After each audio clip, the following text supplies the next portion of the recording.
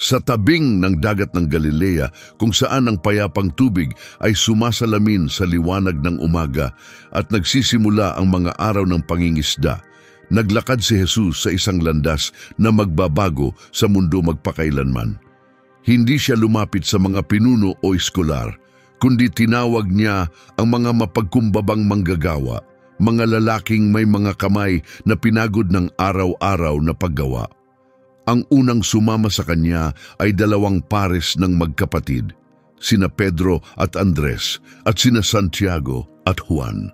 Ang mga karaniwang taong ito, bawat isa ay may sariling lakas at hirap, ay iniwan ang kanilang dating buhay upang sumama kay Jesus. Hindi nila inakala kung gaano kalalim ang pagbabagong darating sa kanilang landas. Una sila'y magiging mahahalagang saksi ng isang pananampalatayang aabot sa bilyon-bilyon. Ang kanilang paglalakbay mula sa mga bangka ng pangingisda tungo sa pamumuno sa pananampalataya ay bunga ng pagmamahal ni Jesus na humubog sa kanila upang akayin ng iba. Malapit sa parehong dagat, sa hangin na may amoy ng bagong huli, nakatira ang isang lalaking nagngangalang Simon. Siya ay mula sa bayan ng Betsaida, anak ni Jonas at isang mangingisdang nakikipagbuno sa tubig araw-araw para sa kanyang pamilya. Kasama niyang madalas si Andres, ang kanyang kapatid, sa paghahagis ng lambat sa ilalim ng araw. Si Andres ang nagpakilala kay Simon kay Jesus. Ayon sa Ebanghelyo ni Juan, masaya niyang sinabi sa kapatid na natagpuan nila ang ipinangakong Mesyas. Dinala niya si Simon kay Jesus at nang makita siya ni Jesus, tumingin siya lampas sa panlabas na anyo at binigyan siya ng bagong pangalan, Cephas, na isinasalin bilang Pedro na ang ibig sabihin ay bato. Doon nagsimula ang pagbabagong walang sinuman ang makakahula. Ilang araw ang lumipas habang si Pedro at Andres ay muling nangingisda, dumaan si Jesus. Sa Ebanghelyo ni Mateo, isinulat na si Jesus ay tumigil, tinitigan sila at inanyayahan silang sumunod sa kanya na sinabing tuturuan niya silang manghuli ng mga tao sa halip na isda. Maiksi ang mensahe, ngunit tumagos sa kanilang puso. Agad nilang iniwan ang lahat at sumama sa kanya. Ang desisyon na iyon, ginawa sa isang iglap, ay nagpakita ng kapangyarihang gumalaw sa kanilang loob. Naging isa si Pedro sa pinakamalapit na tagasunod ni Jesus kasama sina Santiago at Juan. Dahil sa kanyang tapang at matibay na paninindigan, madalas siyang maging natatangi. Sa isang mahalagang sandali, tinanong ni Jesus ang kanyang mga disipulo kung sino siya sa kanilang paniniwala. Si Pedro ang sumagot. Buong lakas ng loob niyang sinabi na si Jesus ang pinili, ang anak ng Diyos. Masaya si Jesus at sinabi na mapalad si Pedro dahil ang katotohanan ito ay mula sa Diyos at hindi sa aral ng tao. Pagkaraan, sa gitna ng malakas na bagyo, ayon kay Mateo, naglakad si Jesus sa ibabaw ng tubig patungo sa kanila. Natakot ang iba, ngunit si Pedro na may halong pananampalataya at tapang ay sumigaw at humiling kay Jesus na payagan din siyang lumapit. Sumagot si Jesus ng isang salita, "Halika." Lumabas si Pedro sa bangka at sandaling nakalakad sa ibabaw ng tubig papalapit sa kanya. Sa maikling sandali, naglakad si Pedro sa tubig, isang bagay na imposibleng gawin, ngunit nang mapansin niya ang malakas na hangin, siya'y natakot. Nagsimulang lumubog at sumigaw ng saklolo. Agad siyang inabot ni Jesus, itinindig at sinabi, "Bakit ka nag-alinlangan kahit kaunti lang ang iyong pananampalataya?" Ipinakita nito ang tapang ni Pedro, ngunit pati ang kanyang pagiging marupok sa pagdududa. Nakita rin ni Pedro ang mga pangyayaring hindi karaniwang nasasaksihan. Sa Mateo Kabanata 17, kasama sina Santiago at Juan, isinama siya ni Jesus sa isang bundok. Doon nagbago ang anyo ni Jesus, kumislap ang kanyang mukha na parang araw at pumuti ang kanyang kasuotan. Lumitaw sina Moises at Elias at nakipag-usap sa kanya. Nalito si Pedro at nag-alok na magtayo ng 3 tolda para sa kanila. Biglang napaligiran sila ng maningning na ulap at narinig nila ang tinig mula sa langit. "Ito ang minamahal kong anak, pakinggan ninyo siya." Sa takot napayuko sila sa lupa. Nilapitan sila ni Jesus, hinaplos at sinabi na huwag matakot. Nang tumingin sila, siya na lang ang natira. Sa Marcos Kabanata 5, kasama rin sina Pedro, Santiago at Juan nang isama sila ni Jesus sa bahay ni Jairo, isang pinuno ng sinagoga na namatayan ng anak na babae. Habang nagluluksa ang lahat, sinabi ni Jesus na hindi patay ang bata kundi natutulog lang. Pinagtawanan siya ng marami. Pinalabas niya ang lahat maliban sa mga magulang at 3 disipulo. Hinawakan ni Jesus ang kamay ng bata at sinabi, "Munting anak, bumangon ka." Agad na tumindig ang batang 12 taong gulang at naglakad. Namasdan mismo ni Pedro ang himalang ito. Sa gabi ng pagtataksil kay Jesus, ayon kay Mateo Kabanata 26, dinala ni Jesus sina Pedro, Santiago at Juan sa Getsemani. Malungkot siya at sinabi, "Lubos na nababagabag ang aking kaluluwa. Manatili kayo rito at magbantay." Pagbalik niya mula sa panalangin, natagpuan niyang natutulog sila. Tinanong niya si Pedro, "Hindi ka ba makapagpuyat kahit 1 oras kasama ko?" Madalas lumipat si Pedro mula sa katapangan tungo sa pagkakamali. Bagaman puno ng pananampalataya, minsan ay pabigla-bigla ang kanyang kilos. Sa Juan Kabanata 18, nang dumating ang mga sundalo para dakpin si Jesus, hinugot ni Pedro ang kanyang tabak at tinaga ang tainga ng alipin ng punong pari. Ngunit pinatigil siya ni Jesus at sinabi, "Ang gumagamit ng tabak ay mamamatay sa tabak." Pagkatapos, pinagaling niya ang sugatan. Ngunit makalipas ang ilang oras, nagawa ni Pedro ang kanyang pinakamalaking pagkakamali. Sa Mateo Kabanata 26, nang dalhin si Jesus, sinundan siya ni Pedro mula sa malayo hanggang sa bakuran ng punong pari. Habang nagpapainit sa apoy, nakilala siya ng isang alilang babae at sinabing kasama siya ni Jesus. Itinanggi ito ni Pedro at nagsabi, "Hindi ko alam ang sinasabi mo." Muli siyang nakilala ng isa pa at sinabi sa iba, kasama siya ni Jesus na taga Nazaret. Itinanggi ulit ito ni Pedro at nanumpang hindi iyon totoo. "Hindi ko kilala ang taong iyan." Pagkaraan, sinabi ng ilan, "Kasama kanila, nahahalata sa boses mo." Nagsumpa si Pedro at sinabing, "Hindi ko kilala ang taong iyan," at agad tumilaok ang manok. Naalala niya ang sinabi ni Jesus, "Bago tumilaok ang manok, 3 beses mo akong ikakaila." Lumabas siya at umiyak ng buong pait. Pagkatapos ng muling pagkabuhay ni Jesus, ayon kay Juan Kabanata 21, nagpakita siya sa kanyang mga disipulo sa tabing dagat ng Galilea. Habang kumakain sila, tinanong ni Jesus si Pedro ng 3 beses, "Simon, anak ni Juan, mahal mo ba ako?" Sa bawat pagkakataon, may pagkakataon si Pedro na itama ang kanyang 3 pagtanggi. Bagaman sugatan ang kanyang damdamin, sumagot siya, "O Panginoon, alam mong mahal kita." At bawat sagot ay may tugon si Jesus, "Pakainin mo ang aking mga tupa, alagaan mo ang aking mga kawan." Hindi lang pinatawad ni Jesus si Pedro, pinagkatiwalaan pa niya itong manguna, pinapakita na ang pagkakamali ay hindi binubura ang ating halaga sa Diyos. Pag-akyat ni Jesus sa langit, naging malinaw na pinuno si Pedro ng mga mananampalataya.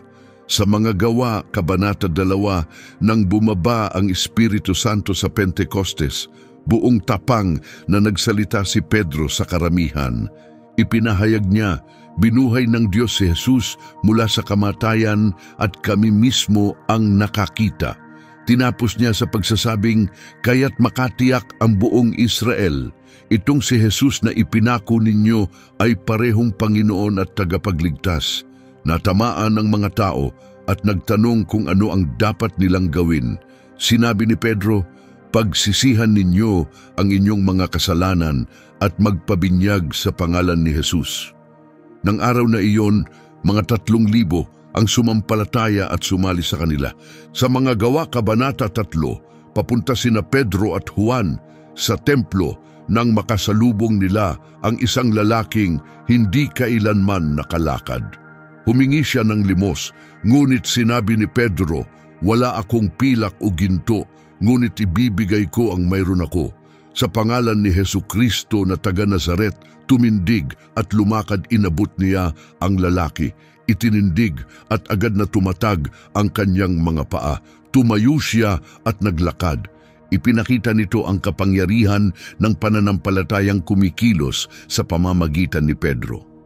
Bagaman ang misyon niya ay unang nakatuon sa mga Hudyo, may higit pang plano ang Diyos. Sa mga Gawa, Kabanata 10, habang nasa Joppa si Pedro, nagkaroon siya ng kakaibang pangitain. Isang malaking kumot ang bumaba mula sa langit na puno ng mga hayop na bawal kainin. Isang tinig ang nagsabi, "Tumindig ka, Pedro, patayin mo at kainin." Tumutol siya, sinabing hindi pa siya kumakain ng anumang itinuturing na marumi o ipinagbabawal. Ngunit sumagot ang tinig, "Huwag mong tawaging marumi ang ginawang malinis ng Diyos." Pagkaraan, dumating ang mga tauhan ni Cornelio, isang opisyal ng hukbong Romano, upang imbitahan siya. Doon na unawaan ni Pedro na hindi tungkol sa pagkain ang pangitain. Tungkol ito sa mga tao. Nang dumating si Pedro sa Cesarea sa bahay ni Cornelio, sinabi niya, "Ngayon ko nauunawaan na hindi nagtatangi ang Diyos." Ibinahagi niya ang mensahe ni Jesus sa mga taong hindi Hudyo. Habang nagsasalita siya, bumaba ang Espiritu Santo sa kanila at iniutos ni Pedro na sila'y bautismuhan. Ito ang naging malaking pagbabago, nagbukas ng daan upang maabot ng mensahe ni Jesus ang lahat ng bansa. Ayon sa tradisyon, nagsilbi si Pedro bilang unang obispo sa Antioquia at kalaunan sa Roma. Pagkatapos ng maraming taong nangangaral ng may tapang, siya'y inaresto sa ilalim ng pamumuno ni Emperador Nero. Ayon sa alamat, hiniling ni Pedro na siya'y ipako ng patiwarik dahil naniniwala siyang hindi siya karapat-dapat mamatay sa parehong paraan ni Jesus. Ang kanyang impluensya ay nanatili hindi lamang sa kanyang buhay, kundi sa mga sulat na kanyang isinulat. Ang mga aklat ng 1 at 2 Pedro ay nagpapakita ng malalim na karunungan ng isang taong lubos na binago ng awa ng Diyos. Ang parehong taong minsang tumangging kilala si Jesus ang siya ring sumulat upang palakasin ang mga mananampalatayang dumaraan sa pagsubok. Ang simpleng mangingisda mula sa Galilea ay tunay na naging matibay na pundasyon ng pananampalataya tulad ng ipinahiwatig ng kanyang pangalan. Sa pamilyar na tubig ng Galilea kung saan nagtrabaho ang kanyang kapatid, si Andres man ay ginugol ang kanyang mga araw sa paghahagis ng lambat. Ipinanganak sa Betsaida, hindi lang niya ibinahagi kay Pedro ang kanilang hanap buhay, kundi kalaunan pati ang malalim na pananampalataya na huhubog sa kanilang kapalaran. Hindi tulad ni Pedro, unang sumunod si Andres kay Juan Bautista. Sa Ebanghelyo ni Juan, Kabanata 1, mababasa natin na siya'y naghahanap ng katotohanan. Isa siya sa mga nakinig sa propeta sa ilang nananawagan sa mga tao na ihanda ang kanilang sarili sa pagdating ng Panginoon. Isang araw, habang kasama niya si Juan sa tabi ng Ilog Jordan, dumaan si Jesus. Tumingin si Juan sa kanya at sinabi, "Narito ang kordero ng Diyos na nag-aalis ng kasalanan." Nahuli ng mga salitang iyon ang pansin ni Andres. Kasama ang isa pang disipulo, sinundan nila si Jesus. Nang mapansin sila ni Jesus, tinanong niya kung ano ang kanilang hinahanap. Sumagot sila, "Guro, saan po kayo nakatira?" At malumanay na tugon ni Jesus, "Halika kayo at tingnan ninyo." Bandang ika-4 ng hapon, sumama sila sa kanya at ginugol ang buong araw sa kanyang piling. Ang tagpong iyon ay tuluyang nagbago ng landas ni Andres. Hindi niya napigilan ang kanyang galak. Sa Juan Kabanata 1, mababasa na ang una niyang ginawa. Matapos makilala si Jesus ay hanapin ang kanyang kapatid. Buong tuwa niyang sinabi kay Simon, "Natagpuan namin ang Mesiyas," at dinala niya ito diretso kay Jesus. Si Andres ang nagsilbing tulay na naglapit kay Pedro, kay Jesus. Ilang araw matapos noon, ayon sa ika-4 na kabanata ni Mateo, abala ang magkapatid sa pangingisda nang dumaan si Jesus sa tabing dagat ng Galilea. Tumigil siya, tinitigan sila at tinawag, "Sumunod kayo sa akin at tuturuan ko kayong manghuli ng tao sa halip na isda." Hindi sila nag-atubili, agad nilang iniwan ang lahat at sumunod sa kanya. Para kay Andres, hindi na ito ganap na bago. Kumpirmasyon lamang ng tawag na matagal na niyang nadarama, kahit hindi siya kabilang sa pinakamalapit na bilog ni Jesus gaya ni Pedro. Gayunman, naranasan din ni Andres ang makapangyarihang tagpo kasama si Jesus. Sa Juan Kabanata 6, talata 8 hanggang 9, sa kwento ng pagpapakain sa maraming tao, si Andres ang nakakita sa batang may dalang 5 tinapay na sibada at 2 maliit na isda. Sinabi niya kay Jesus, "May isang bata rito na may 5 tinapay at 2 isda, pero hindi ito sasapat sa lahat ng mga tao." Naantig si Jesus sa kanyang katapatan, kinuha niya ang pagkain, nagpasalamat at ipinamahagi. Lahat ay nakakain hanggang sila'y nabusog. Nasaksihan mismo ni Andres kung paano ang simpleng bagay, kapag inialay kay Jesus, ay nagiging higit pa sa inaasahan. Isa pang mahalagang sandali ay nasa Juan Kabanata 12, talata 20 hanggang 22. May ilang Griego na dumating sa Jerusalem para sa Paskwa at lumapit kay Felipe na nagsabi, "Gusto naming makita si Jesus." Lumapit si Felipe kay Andres at magkasama nilang dinala ang kahilingan kay Jesus. Ipinapakita ng detalye na ito na si Andres ay madaling lapitan, isang taong makatutulong upang mailapit ang iba kay Jesus. Sa Marcos Kabanata 13, talata 3 hanggang 4, naroon si Andres kasama sina Pedro, Santiago at Juan nang pribado nilang tanungin si Jesus tungkol sa hinaharap. Kailan mangyayari ang mga ito? Ano ang mga palatandaan na malapit na ang iyong pagbabalik at ang wakas ng panahon? Pinatunayan nito na si Andres ay maingat na nakikinig sa mga salita ni Jesus. Sa buong paglalakbay niya, palaging nakikita ang isang huwaran, madalas niyang ilapit ang iba kay Jesus. Siya ang nagdala kay Pedro, siya ang nagturo sa batang may pagkain, at siya rin ang tumulong na dalhin ang mga Griego kay Jesus. Habang ang ilan sa mga disipulo ay naaalala dahil sa matatapang na pahayag o malalaking sandali, si Andres ay naaalala dahil sa kanyang tahimik, ngunit malakas na impluensya, ang marahang paglapit ng mga tao kay Kristo. Pag-akyat ni Jesus sa langit, nanatiling tapat si Andres sa misyon. Sa mga Gawa Kabanata 1, talata 13, isinulat ni Lucas na si Andres ay kabilang sa mga nagtitipon sa silid itaas sa Jerusalem kung saan palagi silang nananalangin. Ang panahong ito ng paghahanda ang humantong sa araw ng Pentecostes nang bumaba ang Espiritu Santo at pinuspos sila ng kapangyarihan para sa misyon. Kasama si Andres sa mabilis na paglago ng unang iglesia sa Jerusalem. Siya ay kabilang sa mga tinawag na mga taong nagpabago sa mundo at sinabing narito na rin sila. Ang mangingisdang mula Galilea ay tunay na naging manghuhuli ng kaluluwa tulad ng sinabi ni Jesus. Bagaman hindi detalyado ang lahat sa Biblia tungkol sa mga sumunod na taon, ayon sa mga sinaunang tala, dinala ni Andres ang ebanghelyo sa malalayong lugar. Pinaniniwala ang ipinangaral niya ang salita sa mga rehiyon ng Gresya, ilang bahagi ng kasalukuyang Turkey, Thrace at maging sa Scythia na ngayon Ukraine at ilang bahagi ng Timogracia. Sa mga misyong iyon, nagtayo si Andres ng mga bagong iglesia at nagdala ng marami sa pananampalataya. Ayon sa isang matibay na tradisyon, siya ang nagtatag ng komunidad Kristiyano sa Bizancio, isang lungsod na lumago bilang Constantinople na ngayon ay Istanbul. Dahil dito, si Andres ay pinararangalan sa simbahang silanganing Ortodokso, lalo na sa silangang Europa. Ang huling bahagi ng buhay ni Andres ay puno rin ng katapatan kay Kristo tulad ng simula ng kanyang paglalakbay.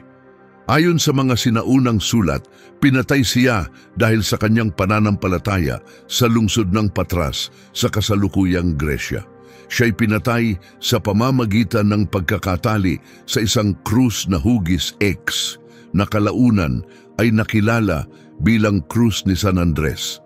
Tulad ng ginawa ni Pedro, naniwala si Andres na hindi siya karapat-dapat mamatay sa parehong paraan ni Jesus.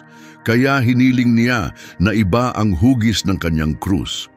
Kahit nakabitin at naghihirap, hindi siya tumigil sa pangangaral. Sa loob ng 2 araw, pinalakas niya ang loob ng mga mananampalatayang lumapit upang makita siya. Pinapayuhan silang manatiling tapat kay Jesus. Ang kanyang huling mga sandali ay nagsalita ng kasing lakas ng kanyang buong buhay. Lagi niyang itinuro ang mga tao kay Kristo. Hindi nawala ang impluensya ni Andres. Sa paglipas ng panahon, siya ay naging patron na santo ng ilang bansa, kabilang ang Scotland, Gresya, Ukraine, Russia at Romania. Maraming simbahan ang nagdiriwang ng kanyang alaala tuwing ika-30 ng Nobyembre. Ang kanyang kwento ay patuloy na nagtuturo ng mahahalagang aral tungkol sa pananatiling mapagkumbaba at nakatuon sa pagbabahagi ng pananampalataya. Hindi kailanman hinanap ni Andres ang pansin para sa sarili. Tahimik niyang inilapit ang mga tao kay Jesus at pagkatapos ay umurong. Ang kanyang tahimik na lakas ay patuloy na gumagalaw sa mga taong nagsisilbi ng hindi nakikita, na inilalapit ang iba kay Kristo nang hindi naghahanap ng papuri. Malayo sa mga lungsod at palasyo, sa ilalim ng mainit na araw ng Mediteraneo, nakatira ang isa pang mangingisda sa isang baybaying nayon malapit sa dagat ng Galilea. Ang pangalan niya ay Santiago, anak ni Zebedeo at Salome, at siya ang nakatatandang kapatid ni Juan. Maayos ang takbo ng kanilang negosyo at may mga tauhan pa sila. Araw-araw ay nagtatrabaho sina Santiago at Juan kasama ang kanilang ama, naghahagis at nag-aayos ng mga lambat. Sa aklat ni Mateo, Kabanata 4, talata 21 hanggang 22, mababasa na matapos anyayahan ni Jesus sina Pedro at Andres, nagpatuloy siya sa paglakad sa tabing dagat at nadaanan sina Santiago at Juan na kasama ang kanilang ama. Tinawag sila ni Jesus at agad nilang iniwan ang bangka at maging ang kanilang ama at sumunod sa kanya. Ang desisyon ni Santiago ay napakatapang. Iniwan niya ang isang tiyak na hanap buhay at ang isang amang umaasa sa kanya para lamang sundan ang isang guro na walang tahanan. Kailangang mayroong napakalakas sa presensya ni Jesus upang maging tama ang desisyong iyon. Habang lumilipas ang panahon, naging malinaw ang pagkatao ni Santiago. Sa Marcos Kabanata 3, talata 17, binigyan siya at ang kanyang kapatid ng espesyal na palayaw ni Jesus, Boanerges, na ang ibig sabihin ay mga anak ng kulog. Hindi iyon basta tawag lamang. Sila'y kilala sa kanilang malakas na personalidad at mabilis na pag-init ng ulo na minsan ay lumalabas sa mga sandali ng matinding damdamin. Pinili si Santiago kasama nina Pedro at Juan bilang bahagi ng pinakamalapit na grupo ng mga tagasunod ni Jesus. Sa Mateo Kabanata 17, talata 1 hanggang 9, isinulat na isinama ni Jesus ang 3 alagad na ito sa isang mataas na bundok kung saan naganap ang isang kahanga-hangang pangyayari. Sa kanilang harapan, nagbagong anyo si Jesus, nagniningning ang kanyang mukha tulad ng araw at pumuting maningning ang kanyang mga damit. Lumitaw sina Moises at Elias at nakipag-usap sa kanya. Naroon si Santiago upang masaksihan ang makapangyarihang tagpong iyon kung saan naging maliwanag ang banal na kalikasan ni Jesus. Sila'y nabigla at napayuko sa takot sa harap ng makalangit na pangitain. Sa isa pang pagkakataon, ayon sa Marcos, Kabanata 5, Talata 37, pinayagan lamang ni Jesus sina Pedro, Santiago at Juan na samahan siya sa bahay ni Jairo, isang pinuno ng sinagoga. Doon nasaksihan ni Santiago ang isang kamangha-manghang himala. Hinawakan ni Jesus ang kamay ng anak na babae ni Jairo at sinabi, "Munting bata, sinasabi ko sa iyo, bumangon ka." At siya'y muling nabuhay. Nasaksihan ni Santiago ang gawaing ito ng kapangyarihan ng malapitan. Sa gabing ipinagkanulo si Jesus, si Santiago ay kabilang muli sa kakaunting nanatiling malapit. Sa Mateo Kabanata 26, Talata 36 hanggang 37, dinala ni Jesus sina Pedro, Santiago at Juan mas malalim sa Getsemani at hiniling na sila'y manatiling gising at manalangin kasama niya sa oras ng kanyang matinding dalamhati. Makikita rin ang matapang na ugali ni Santiago sa Lucas Kabanata 9, Talata 51 hanggang 56, nang tumanggi ang isang nayon ng Samaria kay Jesus. Galit na galit, tinanong ni na Santiago at Juan, "Panginoon, gusto ba ninyong magpababa kami ng apoy mula sa langit upang sila'y lipulin?" Ngunit mahigpit silang itinuwid ni Jesus na ipinakita na ang kanyang misyon ay nakaugat sa awa at biyaya, hindi paghihiganti. Muling lumitaw ang pagnanais ni Santiago ng karangalan sa Mateo Kabanata 20, Talata 20 hanggang 28. Lumapit ang kanilang ina na si Salome kay Jesus at humiling, "Ipinapangako ko, sana'y umupo ang aking 2 anak sa tabi mo sa iyong kaharian, isa sa kanan at isa sa kaliwa."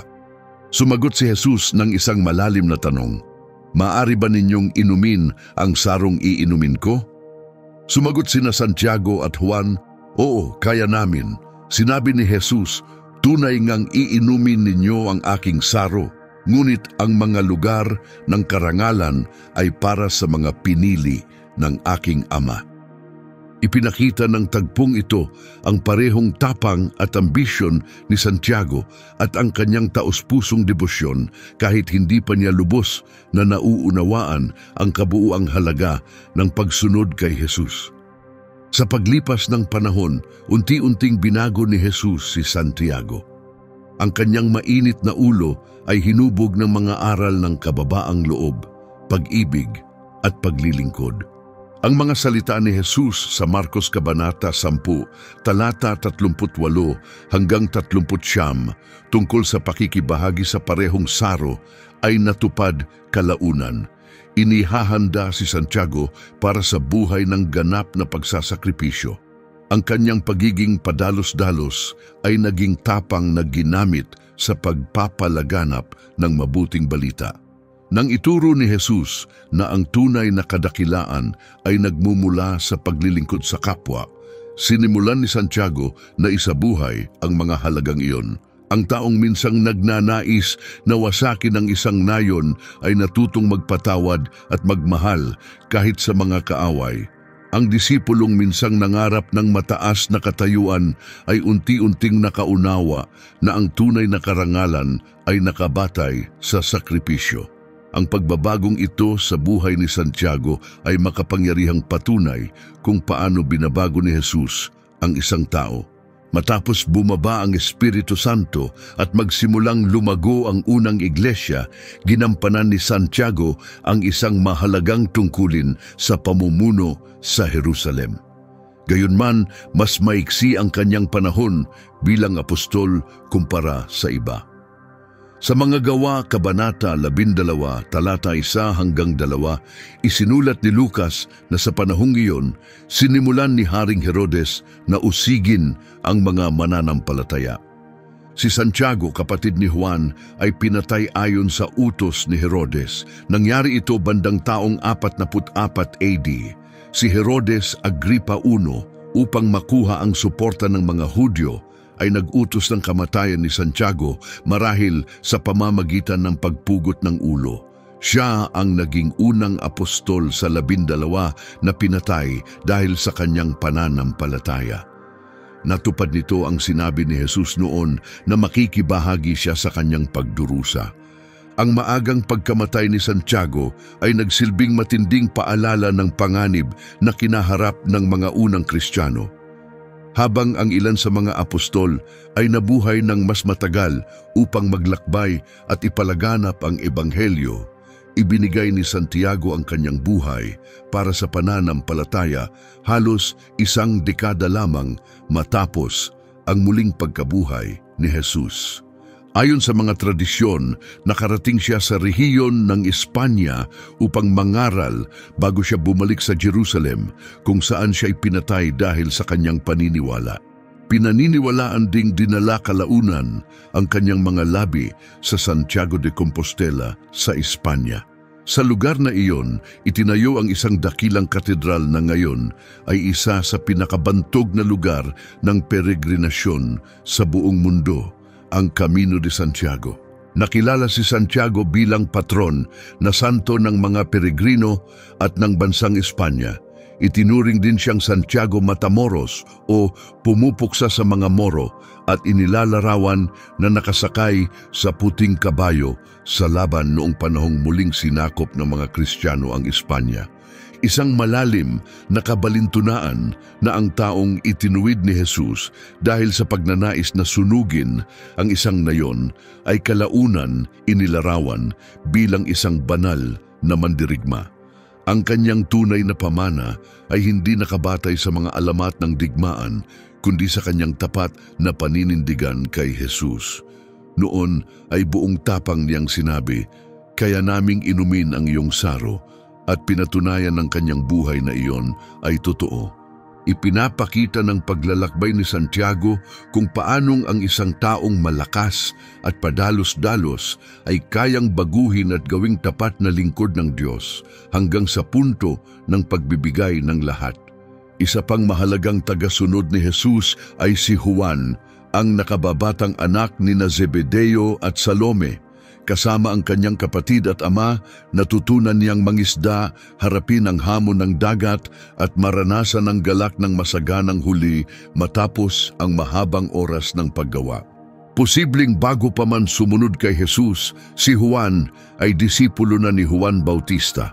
Sa unang kabanata ng Ebanghelyo ni Juan, talata 35 hanggang 40, 2 alagad ni Juan Bautista ang nagsimulang sumunod kay Jesus matapos ituro ni Juan na siya ang kordero ng Diyos.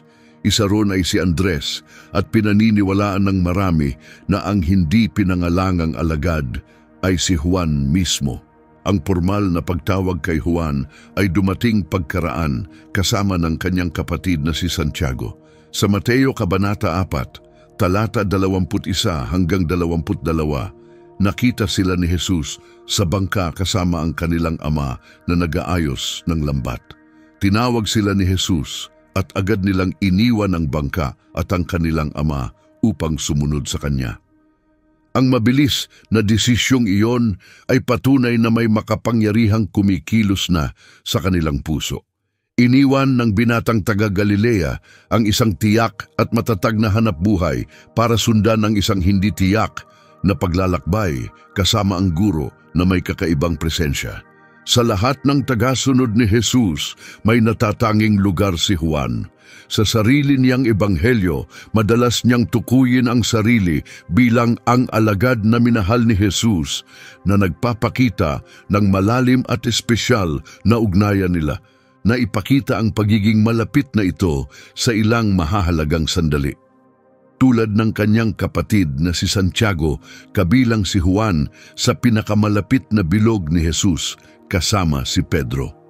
Sa Mateo Kabanata 17, talata 1 hanggang 9, isinama sila ni Jesus sa isang mataas na bundok kung saan nagbago ang kanyang anyo, nagningning ang kanyang mukha at pumuti ang kanyang mga damit. Naroon si Juan upang masaksihan ang makalangit na tagpo na nagpatibay ng kanyang pananampalataya at nagbigay ng mas malalim na pagkaunawa sa tunay na pagkakakilanlan ni Jesus. Sa Marcos Kabanata 5, talata 37, Muli siyang pinili kasama sina Pedro at Santiago na sumama kay Jesus sa bahay ni Jairo, kung saan nasaksihan nila ang pagbuhay sa anak na babae ng pinuno ng sinagoga.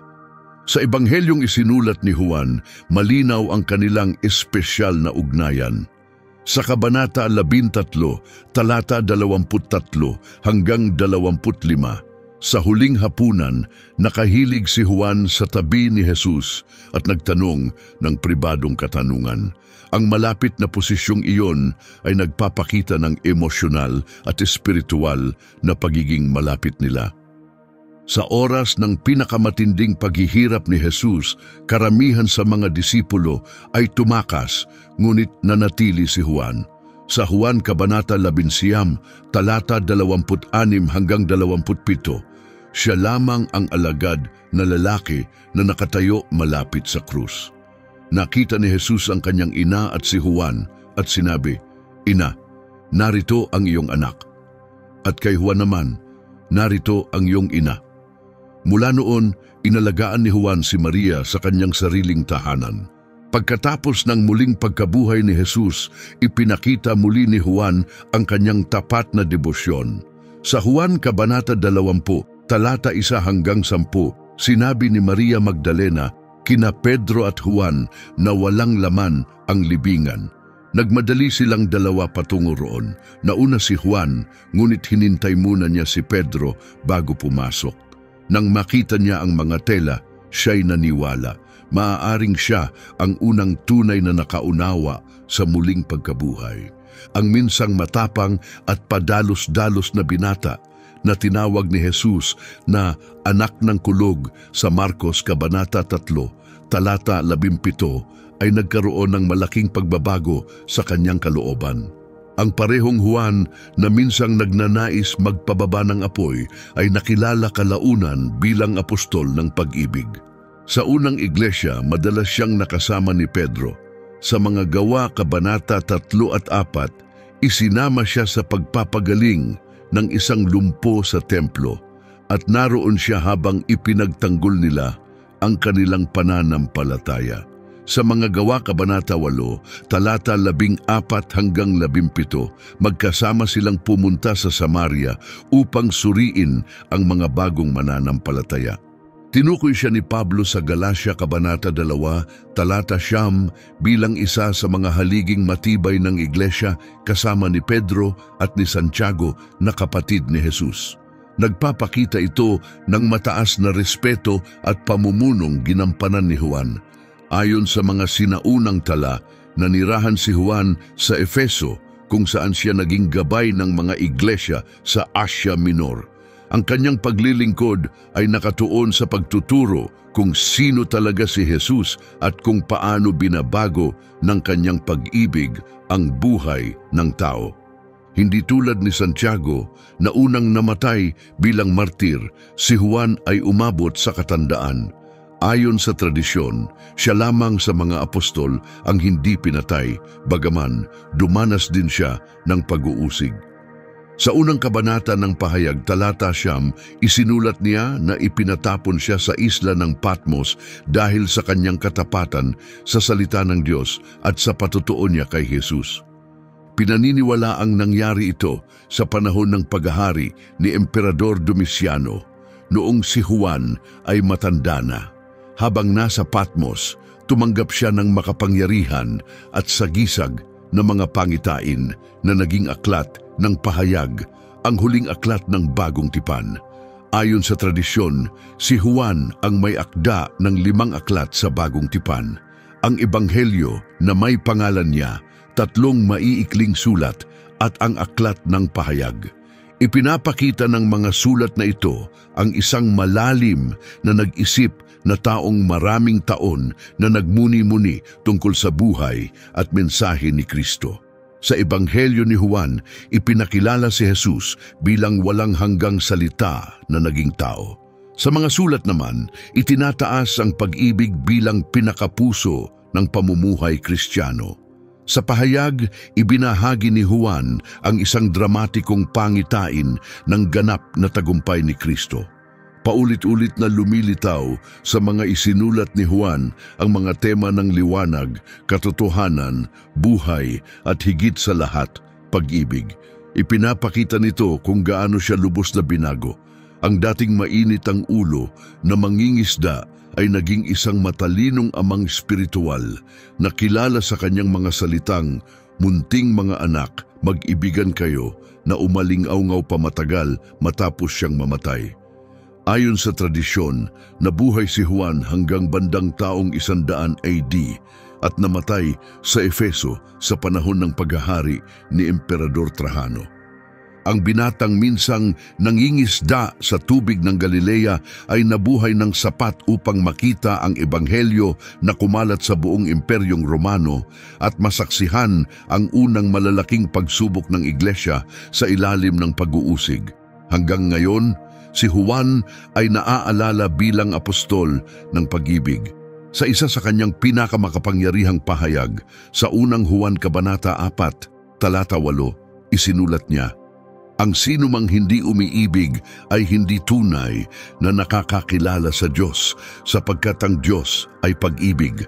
Sa lahat ng disipulo, si Juan marahil ang higit na nakaunawa sa puso ni Jesus, ang Diyos na lumapit ng malapit sa atin, na pinayagan niyang ang kaibigan niya'y makahilig sa kanyang dibdib, at ngayoy inaanyayahan tayong lahat na humilig sa kanya.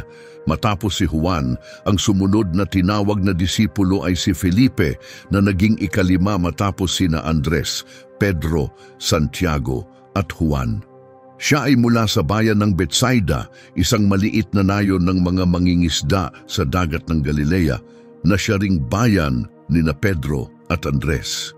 Sa Juan Kabanata 1, talata 43, mababasa natin kung paano siya natagpuan ni Jesus. Kinabukasan, sabi ng teksto, nagpasya si Jesus na pumunta sa Galilea. Doon niya natagpuan si Felipe at sinabi sa kanya, "Sumunod ka sa akin." Maikli at malinaw ang tawag ni Jesus kay Felipe, ngunit iyon ang simula ng isang ganap na bagong paglalakbay para sa binata.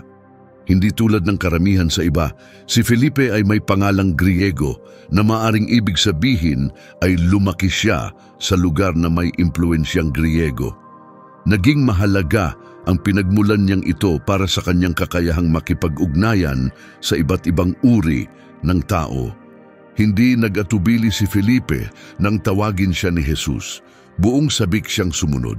Sa Juan Kabanata 1, talata 45 hanggang 46, mababasa na agad niyang hinanap ang kanyang kaibigang si Natanael, kilala rin bilang Bartolomeo, upang ibalita ang magandang balita. Natagpuan namin ang tinutukoy ni Moises sa kautusan at ng mga propeta, si Jesus na taga Nazaret, anak ni Jose. Nag-alinlangan si Natanael at nagtanong, "May mabuti bang manggagaling sa Nazaret?" Ngunit hindi nakipagtalo si Felipe. Sa halip, nagbigay lamang siya ng simpleng paanyaya, "Halikayo at tingnan ninyo." Ito ang naging tatak ni Felipe, ang anyayahan ng iba na makatagpo si Jesus ng personal. Hindi siya nangatwiran gamit ang mahahabang paliwanag. Sa halip, binuksan niya ang pinto upang maranasan mismo ng iba si Jesus. Lumabas si Felipe sa ilang mahahalagang sandali ng ministeryo ni Jesus. Sa Juan Kabanata 6, talata 5 hanggang 7, nang makita ni Jesus ang malaking pulutong, tinanong niya si Felipe, "Saan tayo makakabili ng tinapay para sa lahat ng ito?" Sinabi ng Ebanghelyo na tinanong niya ito upang subukin si Felipe. Mabilis na tinayaan ni Felipe ang sitwasyon at sumagot. Kahit kalahating taon ng sahod ay hindi sasapat para makakain ng bawat isa kahit kaunti. Ipinakita ng kanyang sagot ang praktikal na pananaw, nakabatay sa nakikita niyang posible at hindi pa niya nauunawaan ang mga himalang kayang gawin ni Jesus. Isa pang mahalagang tagpo ang nasa Juan Kabanata 12, talata 20 hanggang 22. May ilang Griegong dumating sa Jerusalem para sa Paskwa at lumapit kay Felipe, marahil dahil ang kanyang pangalan ay Griego. Nakiusap silang makita si Jesus. Lumapit si Felipe kay Andres at magkasama nilang dinala ang kahilingan kay Jesus. Ipinakita nito na natural na nagiging tagapamagitan si Felipe, nagdurugtong ng iba't ibang tao kay Kristo. Ngunit ang pinakanagpahayag ng kanyang pagkatao ay nasa Juan Kabanata 14, talata 8 hanggang 9. Matapos ipaliwanag ni Jesus na ang nakakakilala sa kanya ay nakakakilala rin sa Ama, taimtim na sinabi ni Felipe, "Panginoon, ipakita mo sa amin ang Ama at sapat na iyon." Sumagot si Jesus ng may lambing at katotohanan, "Kung nakita mo ako, nakita mo na ang Ama. Paano mo pa masasabing, ipakita mo sa amin ang Ama?" Sa sandaling iyon, inihayag ni Jesus ang napakalalim na katotohanan na siya mismo ang ganap na larawan ng Diyos. Pag-akyat ni Jesus sa langit, nanatiling tapat si Felipe. Sa mga Gawa Kabanata 1, talata 13, binanggit siya ni Lucas bilang kabilang sa mga disipulong nagtipon sa silid itaas sa Jerusalem upang manalangin at maghintay sa Espiritu Santo. Nandoon siya nang bumaba ang Espiritu sa Pentecostes at puspusin sila ng kapangyarihan. Bagamat hindi detalyado sa Biblia ang huling buhay ni Felipe, ayon sa mga sinaunang tradisyon, ipinangaral niya ang Ebanghelyo sa malalayong lugar tulad ng Phrygia, bahagi ng kasalukuyang Turkey, at Scythia. Sa kalaunan, nanirahan siya sa Hierapolis sa Phrygia, kung saan siya naglingkod kasama si Juan at ang matagal na niyang kaibigang si Bartolomeo, ang mismong taong una niyang inanyayahan kay Jesus. Ayon sa mga tala ng sinaunang simbahan, si Felipe ay namartiryo sa Hierapolis bandang taong 80 AD sa ilalim ng paghahari ni Emperador Domiciano. May mga nagsasabing ipinako siya ng patiwarik tulad ni Pedro, at may nagsasabing binato siya hanggang mamatay dahil sa pagtutol sa isang lokal na Diyos-Diyosan. Anuman ang eksaktong nangyari, ibinigay ni Felipe ang kanyang buhay para sa Ebanghelyo na natiling tapat hanggang wakas. Isang kawili-wiling detalye mula sa mga sinaunang manunulat tulad ni Papias at Eusebio ay ang pagkakaroon ni Felipe ng mga anak na babae na kinilalang mga propetisa. Ipinagpatuloy nila ang kanyang gawain, dala ang pamana ng pananampalataya. Sa maraming tradisyong Kristiyano, inaalala si Felipe tuwing 3 ng Mayo. Madalas siyang ipinapakita sa mga larawang panrelihiyon na may hawak na krus at tinapay, paalala ng kanyang bahagi sa himalang pagpapakain sa marami. Ngunit marahil ang pinakamahalagang naiwan ni Felipe ay isang simpleng pangungusap na minsang sinabi niya, "Halikayo at tingnan ninyo." Ang maikling paanyayang ito na sinabi niya kay Natanael ay patuloy na umaalingaw-ngaw hanggang ngayon. Ipinapakita nito ang pinakapuso ng Kristyanismo, hindi lamang ang makarinig tungkol kay Jesus, kundi ang maranasan siya ng personal. Isa pa sa orihinal na 12 apostol ay si Bartolomeo. Nagsisimula ang kanyang kwento sa isang munting palaisipan. Sa mga ebanghelyo ni Mateo, Marcos at Lucas, binanggit ang isang disipulong tinatawag na Bartolomeo, ngunit sa ebanghelyo ni Juan ay hindi lumitaw ang pangalang iyon. Sa halip, ipinakilala doon si Natanael. Karamihan sa mga iskolar ay naniniwalang iisa silang tao. Bartolomeo marahil ang apelyido o pangalan ng pamilya at Natanael ang tunay niyang pangalan. Ang pangalang Bartolomeo ay mula sa Aramaic na nangangahulugang anak ni Talmay, na nagpapakita na ito'y higit na isang apelyido kaysa personal na pangalan. Sa Juan Kabanata 21, talata 2, mababasa na si Natanael ay mula sa Cana sa Galilea, ang parehong bayan kung saan ginawa ni Jesus ang kanyang unang himala ng gawing alak ang tubig. Tulad ng iba pang disipulo, marahil isa rin siyang karaniwang manggagawa mula sa Galilea. Ang kanyang pakikipagtagpo kay Jesus ay nangyari sa pamamagitan ng kaibigan niyang si Felipe. Sa Juan Kabanata 1, talata 45 hanggang 51, mababasa na matapos makilala ni Felipe si Jesus, dali-dali niyang ibinalita kay Natanael. Natagpuan namin ang tinukoy ni Moises sa kautusan at ng mga propeta.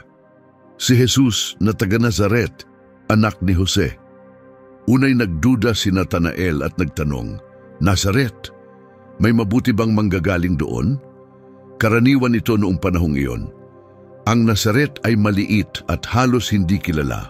Walang binabanggit na propesiya tungkol dito at hindi inaasahang pinagmulan ng Mesyas. Ngunit hindi nakipagtalo si Felipe. Sinabi lang niya, halikayo at tingnan ninyo. At sapat na yon, nang lumapit si Natanael kay Jesus, may nangyaring nakagulat sa kanya. Sa Juan Kabanata 1, talata 47, nang makita siya ni Jesus, sinabi, narito ang tunay na Israelita, isang tapat na taong walang daya sa puso. Ipinakita nito na kilala na ni Jesus ang kanyang pagkatao. Namangha si Natanael at nagtanong, paano mo ako nakikilala? Sumagot si Jesus, nakita kita habang nakaupo ka pa sa ilalim ng puno ng igos bago ka pa tinawag ni Felipe. Ang kaalamang ito sa isang pribadong sandali ay tumagos ng malalim kay Natanael. Ang isang sobrenatural na pahayag na iyon ang nagbago ng lahat. Ang lalaking nag-alinlangan, ilang sandali lang ang nakalipas, ay biglang nagpahayag ng isa sa pinakamalakas na pananalig sa buong ebanghelyo. Sa talata 49, sinabi ni Natanael, Guro, ikaw ang anak ng Diyos. Ikaw ang hari ng Israel.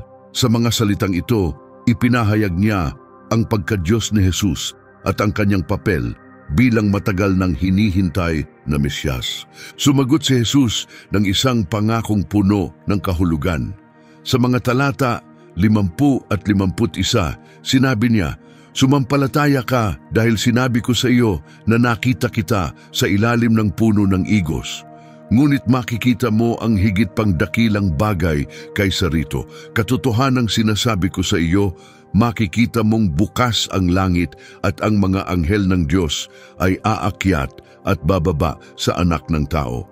Ito'y tumutukoy sa panaginip ni Jacob tungkol sa hagdang patungo sa langit sa Genesis 28. Sa paggamit ng imaheng ito, ipinakita ni Jesus na siya ang tunay na tulay sa pagitan ng langit at lupa, isang bagay na higit pa sa inasahan ni Natanael. Pagkatapos ng makabagong buhay na tagpong ito, si Bartolomeo, na pinaniniwalaang siya ring si Natanael, ay isinama sa listahan ng 12 apostol sa Mateo 10.3, Marcos 3.18 at Lucas 6.14. Bagamat kakaunti lamang ang kwentong nakatala tungkol sa kanya sa mga ebanghelyo, alam nating kasama siya. Naglakad kasama si Jesus, nakinig sa kanyang mga aral at nasaksihan ang mga himala tulad ng iba. Muling lumitaw si Natanael sa Juan Kabanata 21, talata 1 hanggang 14. Nangyari ito matapos ang muling pagkabuhay ni Jesus. Ang ilan sa mga disipulo, kabilang si Natanael, ay bumalik sa pangingisda sa dagat ng Galilea. Sa una, hindi nila nakilala ang lalaking nakatayo sa pampang. Ngunit matapos ang isang himalang saganang huli ng isda, nakilala ni Juan kung sino iyon at sumigaw, ang Panginoon iyon. Naroon si Natanael, nakakita muli ng sariling mata sa muling nabuhay na si Jesus. Bagamat hindi binanggit ang pangalan ni Bartolomeo sa mga Gawa Kabanata 1 hanggang 13, alam natin na kabilang siya sa mga apostol na nagtipon sa silid itaas matapos ang pag-akyat ni Jesus sa langit. Nakibahagi siya sa pagpili kay Matias bilang kapalit ni Judas Iscariote. At sa araw ng Pentecostes, ayon sa mga Gawa Kabanata 2, naroon siya nang bumaba ang Espiritu Santo at pinuspos silang lahat upang buong tapang na ipangaral si Jesus. Pagkatapos ng Pentecostes, tumahimik ang Biblia tungkol kay Bartolomeo. Ngunit ayon sa mga sinaunang tradisyon ng Kristyanismo, ipinagpatuloy niya ang misyon sa malalayong lupain. Iba't ibang mga tala ang nag-uugnay sa kanya sa India, Ethiopia, Timog Arabia at lalo na sa Armenia.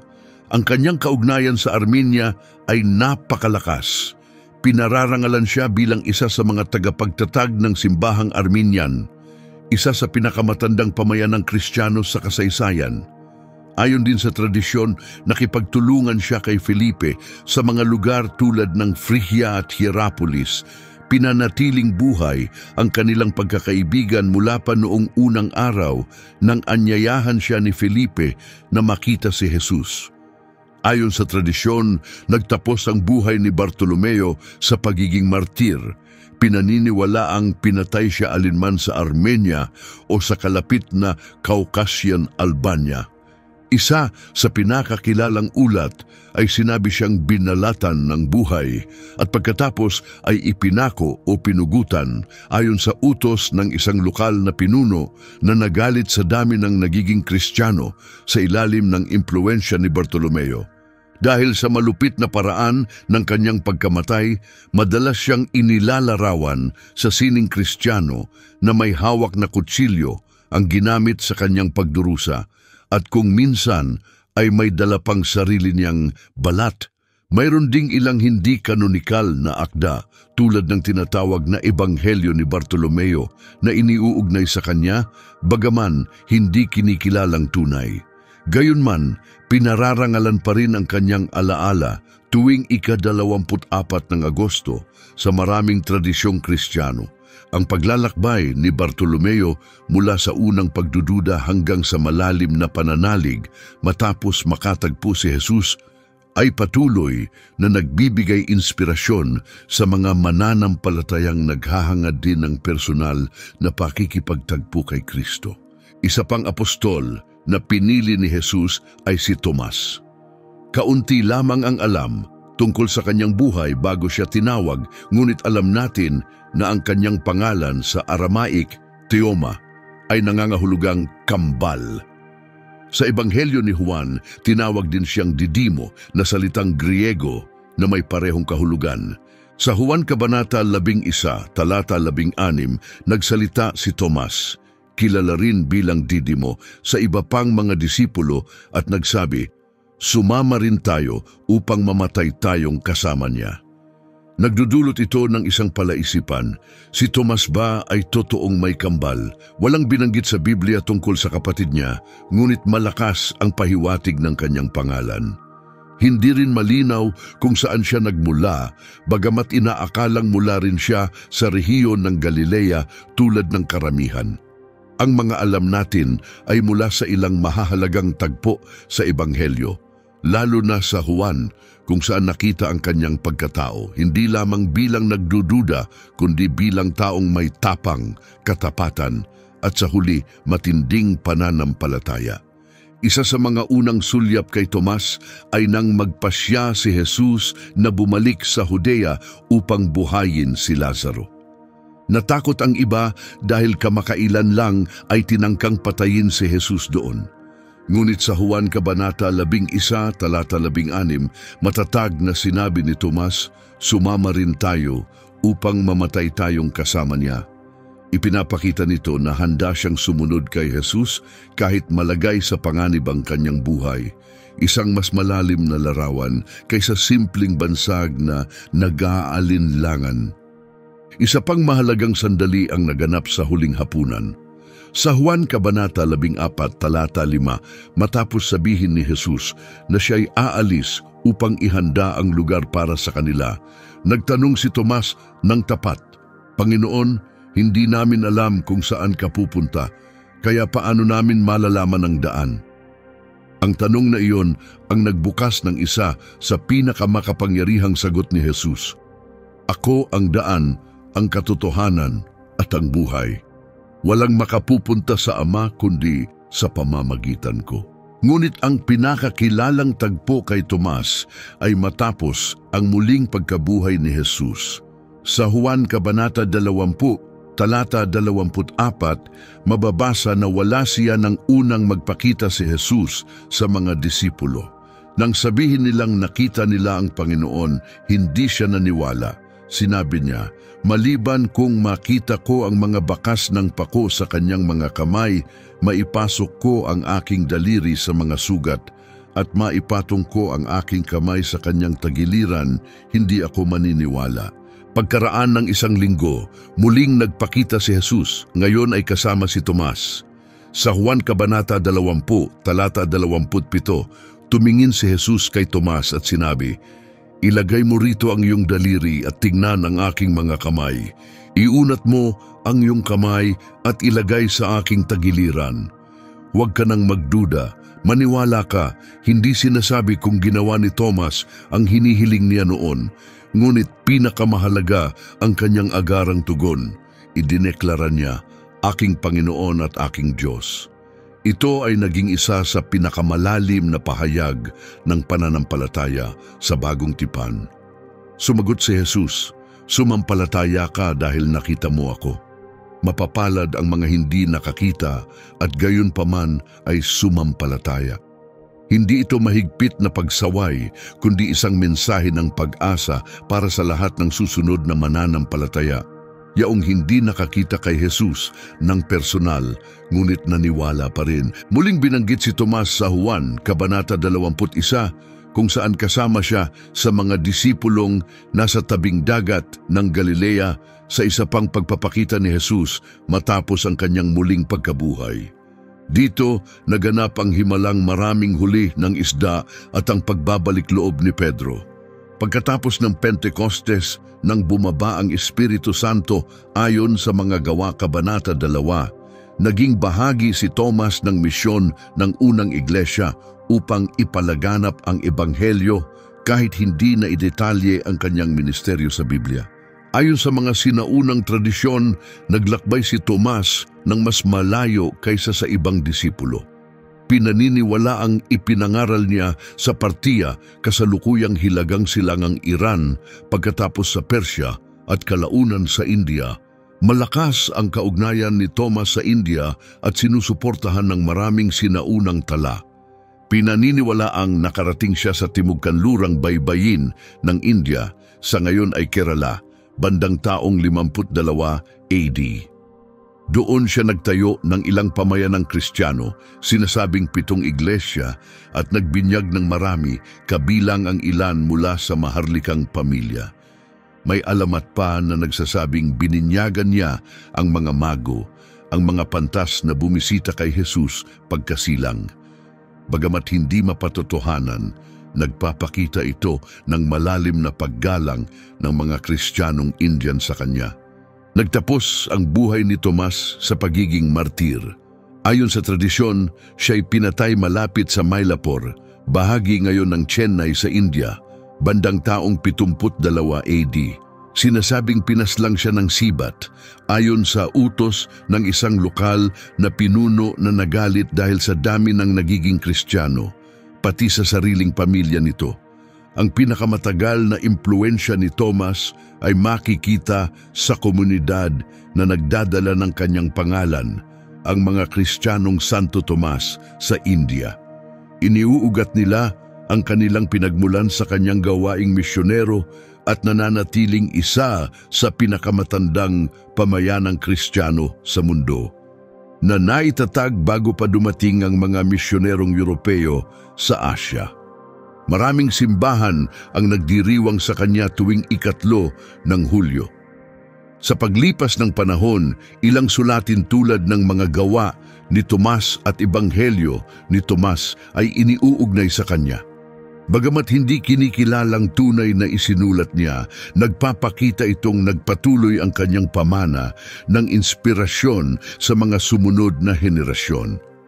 Sa lahat ng disipulo, si Tomas ang kadalasang nakikita bilang larawan ng paglalakbay mula sa pagdududa tungo sa tunay na pananampalataya.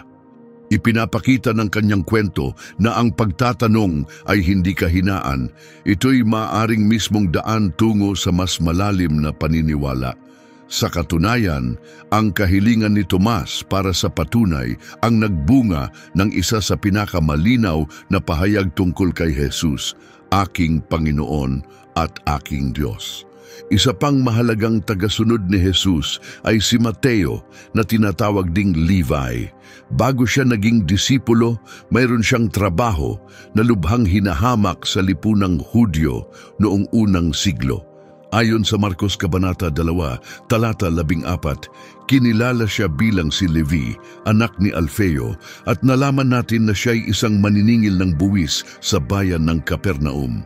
Sa sariling ebanghelyo ni Mateo, Kabanata 9, Talata 9, inilarawan siyang nakaupo sa kanyang pwesto ng pangongolekta ng buwis nang lapitan siya ni Jesus. Ang pagiging maniningil ng buwis o tinatawag ding publikano ay nangangahulugang nagtatrabaho siya para sa pamahalaang Romano upang mangolekta ng pera mula sa kapwa Hudyo. May masamang reputasyon ang mga maniningil ng buwis. Madalas silang maningil ng higit kaysa sa nararapat at kinukuha ang sobra para sa kanilang sarili. Dahil dito, itinuring silang tiwali at taksil. Para sa iba, sila'y nakikipagtulungan sa mga dayuhan upang alipinin ang sariling bayan. Para naman sa iba, sila'y magnanakaw na umaabuso sa kanilang kapwa. Madalas silang isama ng mga pinunong panrelihiyon sa pinakamasasamang makasalanan. Itinuturing silang marumi at hindi pinapayagang makisama sa mga pagtitipong panrelihiyon at panlipunan. Doon, naging lalo pang nakakagulat ang pagtawag ni Jesus kay Mateo. Ang sandaling nagbago ng kanyang buhay ay inilarawan ng simple, ngunit makapangyarihan sa Mateo Kabanata 9, Talata 9. Dumaan si Jesus, nakita si Mateo na nakaupo sa pwesto ng buwis at sinabi, "Sumunod ka sa akin." Walang pag-aatubili, tumayo si Mateo at sumunod sa kanya. Sa bersyon ni Marcos, Kabanata 2, Talata 14, ginamit ang pangalang Levi, ngunit iisang tagpo pa rin. Nakita ni Jesus si Levi, anak ni Alfeo, at sinabi, "Sumunod ka sa akin." At agad iniwan ni Levi ang lahat at sumunod. Ang kapansin-pansin ay kung gaano kabilis tumugon si Mateo. Hindi siya nag-alinlangan, hindi humingi ng oras, hindi nagtanong. Basta't tumayo siya at iniwan ng trabahong, bagamat kinamumuhian ay nagbibigay ng malaking kita.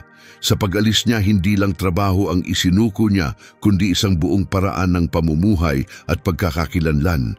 Ang una niyang ginawa matapos sumama kay Jesus ay nagsabi ng malaki tungkol sa pagbabagong nagaganap sa kanya.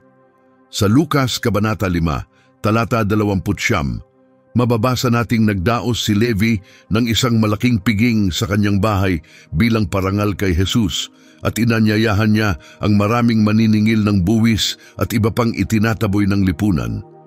Binuksan ni Mateo ang kanyang tahanan at hapag hindi lang para kay Jesus, kundi para rin sa kanyang dating mga kaibigan at kapwa itinuring na walang halaga.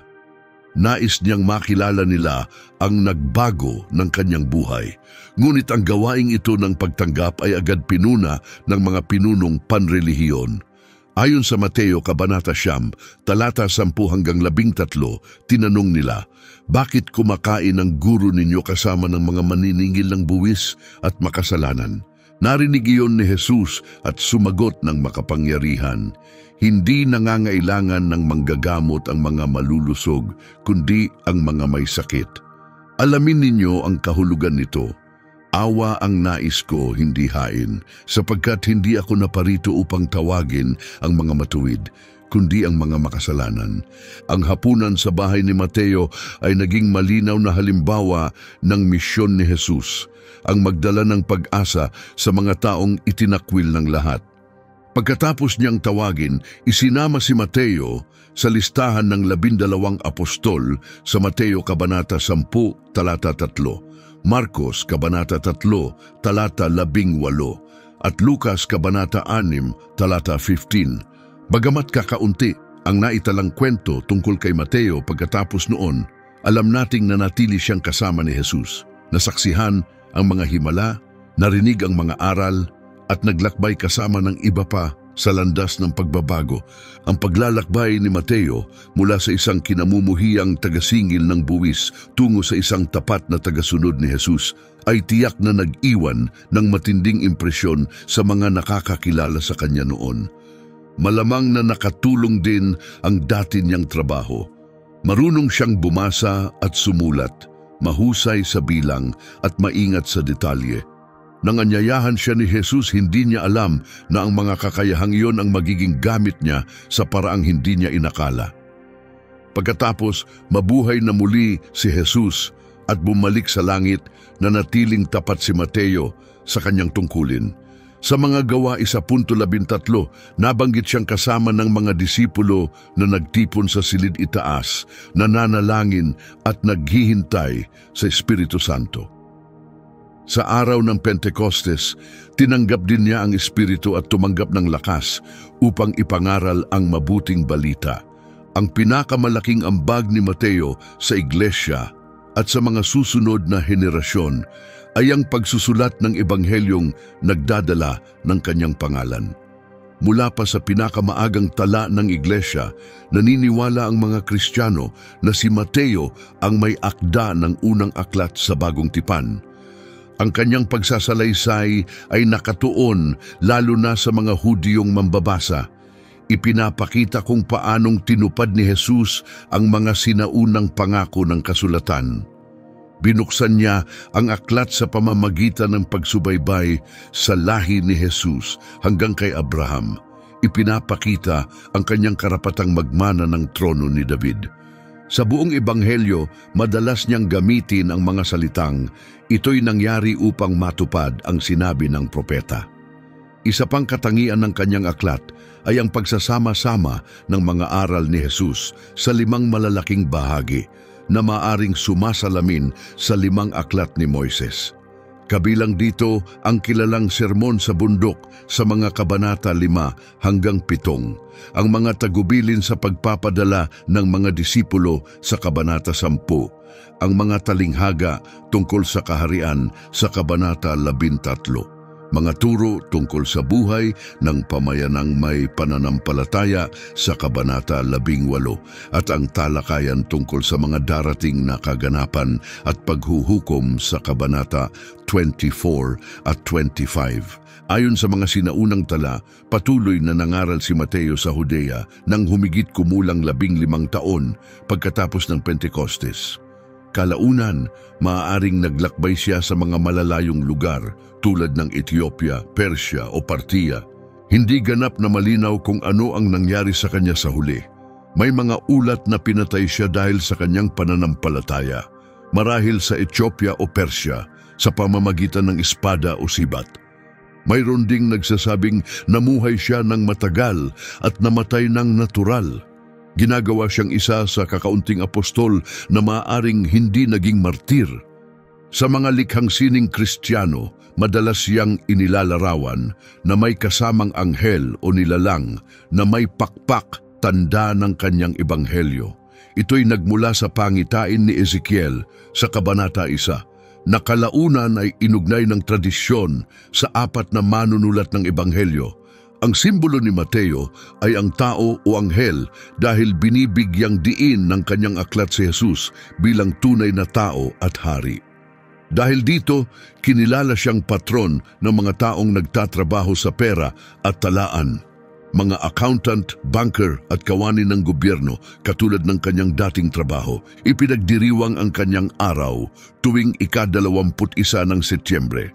Ang kwento ni Mateo ay malinaw na paalala kung paanong kayang baguhin ng lubusan ni Jesus ang buhay ng isang tao. Mula sa pagiging itinakwil ng mga pinunong panrelihiyon hanggang sa pagiging isang pinagkakatiwalaang tinig ng iglesia at manunulat ng isang ebanghelyo, pinatunayan ni Mateo na abot ng pag-ibig ng Diyos ang sinuman. Ang kanyang aklat ay patuloy na nagpapakilala kay Jesus bilang ang matagal nang hinihintay na tagapagligtas, ang katuparan ng mga sinaunang pangako. Sa bayan ng Capernaum, makikita rin natin si Santiago, anak ni Alfeo, isa sa 12 disipulo ni Jesus. Kaunti lamang ang binanggit ng Biblia tungkol sa kanya. Lumilitaw ang kanyang pangalan sa mga listahan ng apostol sa Mateo 10.3, Marcos 3.18, Lucas 6.15 at muli sa mga Gawa 1.13. Pagkatapos, bumalik si Jesus sa langit.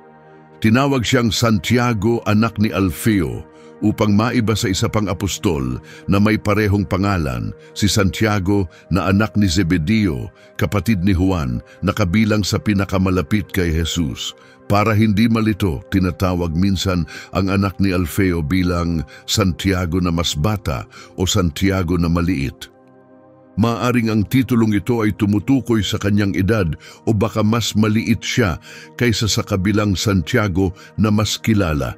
Mayroong isang detalyeng kawili-wili sa Marcos 2:14 kung saan mababasa na si Mateo, tinatawag ding Levi, ay anak din ni Alfeo. Dahil dito lumitaw ang tanong, magkapatid ba sina Santiago at Mateo? Hindi tiyak ang sagot dahil karaniwan ang pangalang Alfeo noong panahong iyon. Posible pero hindi sigurado. May mga sinaunang tradisyon na nagtangkang iugnay si Santiago na anak ni Alfeo kay Santiago na tinawag ni Pablo na kapatid ng Panginoon sa Galacia 1:19. Ngunit karamihan sa mga eskolar ngayon ay naniniwalang magkaibang tao sila. Si Santiago, anak ni Alfeo, ay kabilang sa orihinal na 12 apostol. Samantala, si Santiago na tinatawag na kapatid ng Panginoon ay naging pinuno ng iglesia sa Jerusalem matapos muling mabuhay si Jesus. Walang tiyak na kwento sa Biblia kung paano tinawag ni Jesus si Santiago na anak ni Alfeo. Malamang na nangyari ito sa Galilea tulad ng karamihan sa mga disipulo. Bagamat wala siyang mga natatanging kwento, kasama pa rin siya sa lahat ng mahahalagang kaganapan sa buhay at misyon ni Jesus. Pagkatapos na muling mabuhay si Jesus, isa si Santiago sa mga nakasaksi na nakita siyang buhay. Sa 1 Corinto 15:5-7, binanggit ni Pablo na nagpakita si Jesus kay Santiago bago siya nagpakita sa iba pang mga apostol. Naroon din si Santiago sa sandaling umakyat si Jesus sa langit, isang hindi malilimutang karanasan na lalo pang nagpatibay ng kanyang pananampalataya at misyon. Pagbalik ni Jesus sa langit, nanatili si Santiago sa Jerusalem kasama ng iba pang mga disipulo.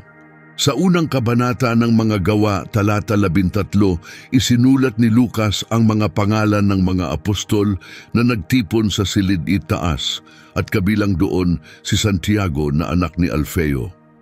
Nananatili silang nagkakaisa sa pananalangin, kumakapit sa pangako ni Jesus na darating ang Espiritu Santo. Sa araw ng Pentecostes, gaya ng nakasulat sa mga Gawa Kabanata 2, napuspos si Santiago ng Espiritu Santo tulad ng iba. Nang lumitaw ang tila apoy na pumapahinga sa bawat isa, napuno rin si Santiago ng kapangyarihan upang buong tapang na ipangaral si Jesus. Kabilang siya sa kamanghamanghang araw na iyon nang mangaral si Pedro at 3,000 tao ang sumampalataya kay Kristo. Ginampanan ni Santiago ang kanyang papel sa unang yugto ng kilusang Kristiyano sa Jerusalem. Naranasan niya ang mga panganib at pagsubok na hinarap ng iglesia. Nasaksihan niyang inaaresto ang ilang apostol. Nakita si Esteban na unang namatay dahil sa pananampalataya at naranasan ang pagkalat ng mga mananampalataya nang puwersahin silang lisanin ang lungsod dahil sa pag-uusig. Pagkatapos ng panahong iyon, hindi na binanggit sa Biblia kung saan siya nagtungo o ano ang kanyang ginawa. Gayunman, ayon sa mga sinaunang tala, naglakbay siya upang ipahayag ang ebanghelyo. May mga nagsasabing nagturo siya sa Ehipto, sa mga lungsod tulad ng Alexandria. May iba namang nagsasabing dinala niya ang mabuting balita sa Persia, ang kasalukuyang Iran, at ipinakilala si Kristo sa mga bansang hindi pa nakarinig tungkol sa kanya. Mayroon ding mga kwento na nag-uugnay sa kanya sa Syria kung saan sinasabing nagtatag siya ng mga iglesia at nagsanay ng mga bagong tagasunod ni Jesus. Bagamat hindi isinulat sa Biblia kung paano nagtapos ang kanyang buhay, sinasabi ng mga sinaunang kasulatan na si Santiago ay namatay bilang martir.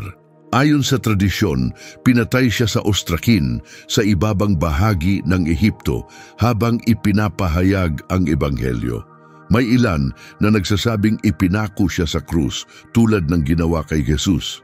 May iba namang nagsasabing binato siya hanggang mamatay tulad ni Esteban. Sa ilang sangay ng Kristyanismo, pinararangalan si Santiago kasabay ni Apostol Felipe tuwing 3 ng Mayo. Sa mga larawan at estatwa, madalas siyang ipinapakita na may hawak na pamalo ng isang tagalinis ng tela, isang kasangkapang ginagamit ng mga nagpoproseso ng tela. Maaaring ito'y mula sa isang alamat tungkol sa kanyang dating trabaho bago siya sumunod kay Jesus, o kaya'y kaugnay ng paraan ng kanyang pagkamatay.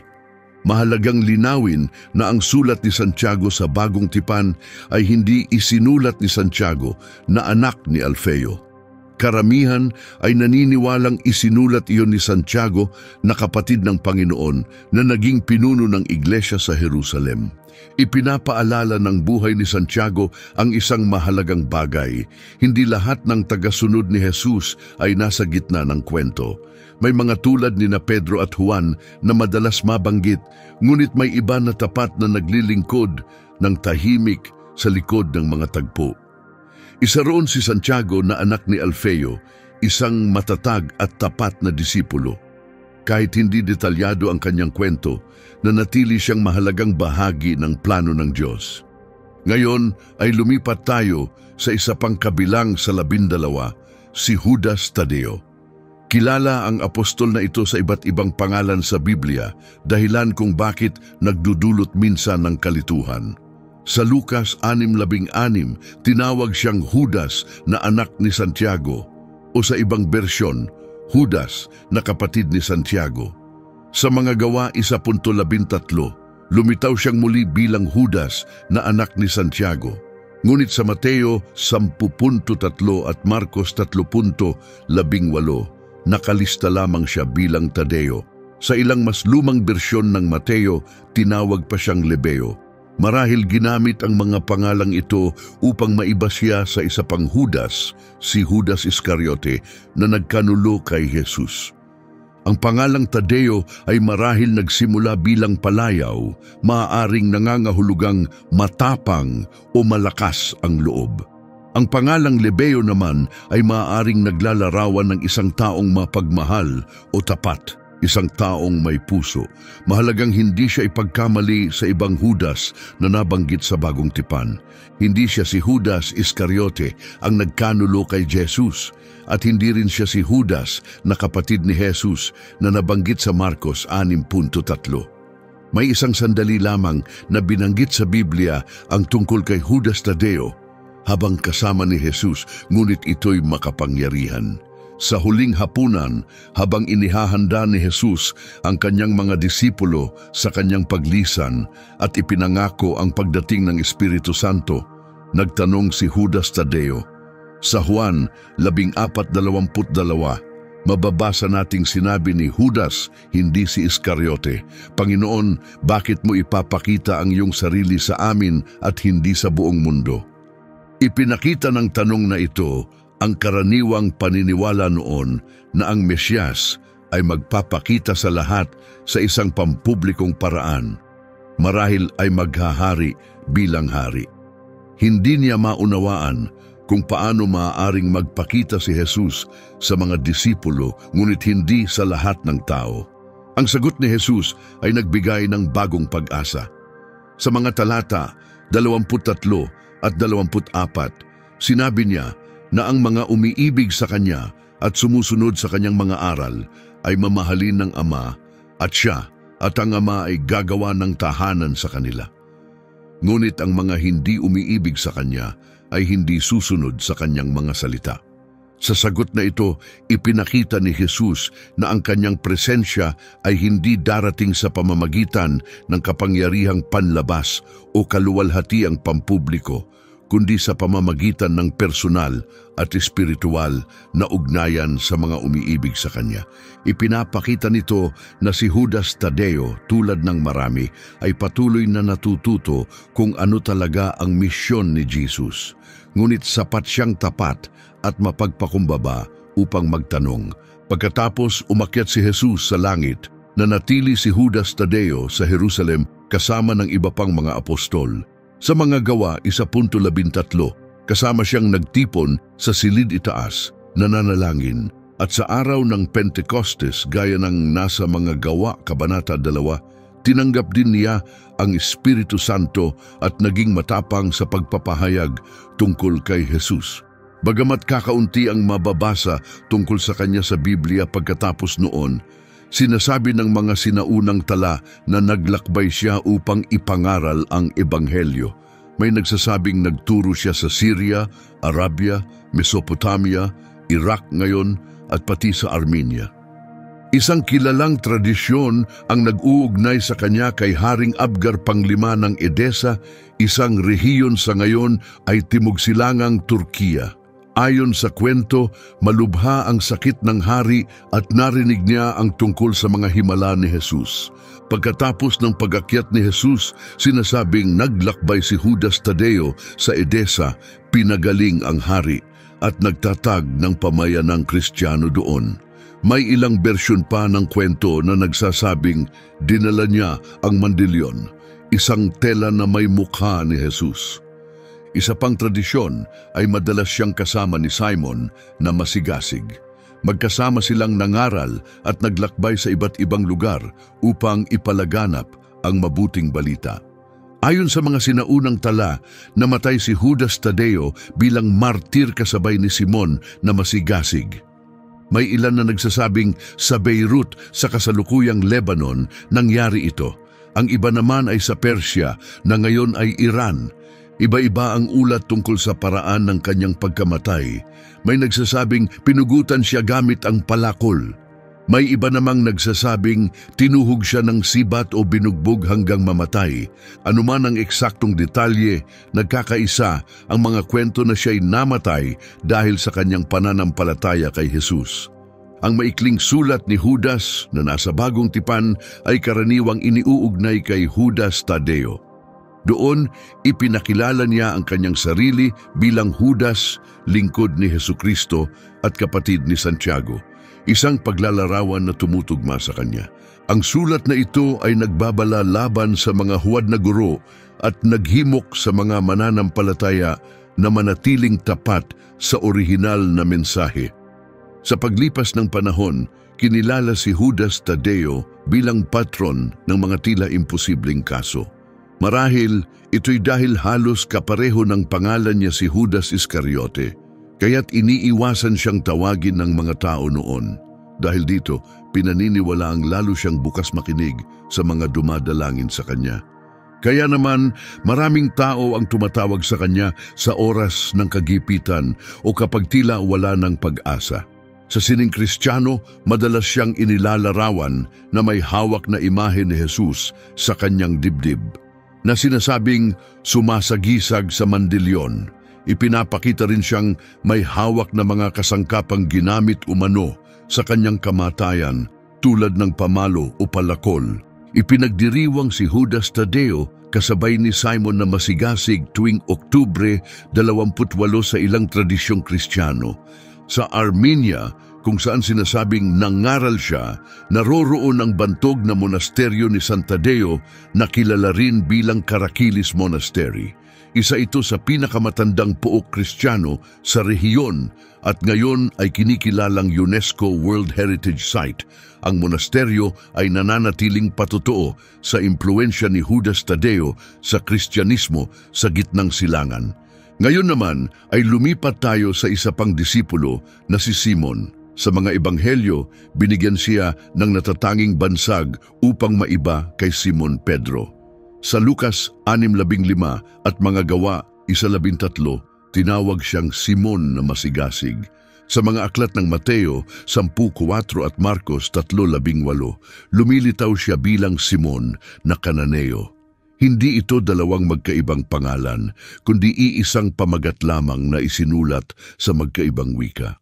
Ang salitang Griego na zelot at ang salitang Aramaic na Kananayos ay kapwa nangangahulugang masigasig o maalab. Wala itong kinalaman sa sinaunang rehiyon ng Canaan. Ang eksaktong kahulugan ng bansag na ito ay matagal nang pinagtatalunan. Karaniwan, may tatlong paliwanag na ibinibigay ng mga iskolar kung ano ang ibig sabihin ng tawaging zealot. Una, maaaring kabilang si Simon sa kilusang zealot, isang grupong politikal noong unang siglo sa Judea na mariing tumututol sa pamamahalang Romano. Kilala ang mga makabayang ito sa marahas na paraan ng paglaban at naniniwala silang kasalanan laban sa Diyos ang pagbabayad ng buwis sa Roma. Ikalawa, maaaring tumukoy lamang ito sa kanyang personal na katangian, isang taong may matinding alab at tapat sa kanyang paniniwala, kahit hindi naman kasali sa isang kilusang pampolitika. Ikatlo, maaaring may dating kaugnayan siya sa isang mahigpit na relihiyosong grupo na kilala sa matinding debosyon at katapatan sa batas ng mga Hudyo. Anuman ang kaso, ipinapakita ng bansag na ito ang pagkakaiba niya sa ibang mga apostol at nagbibigay larawan sa kanyang karakter o nakaraan. Hindi binanggit sa mga ebanghelyo ang anumang natatanging pangyayari tungkol kay Simon maliban sa pagiging kabilang siya sa 12. Walang nakatalang kwento kung paano siya tinawag ni Jesus o anumang sariling pahayag mula sa kanya. Malamang na, tulad ng karamihan, tinawag siya ni Jesus habang siya'y nasa Galilea. Kung sakaling naging bahagi nga siya ng isang revolusyonaryong grupo, ang pagsunod niya kay Jesus ay isang malaking pagbabago sa direksyon ng kanyang buhay.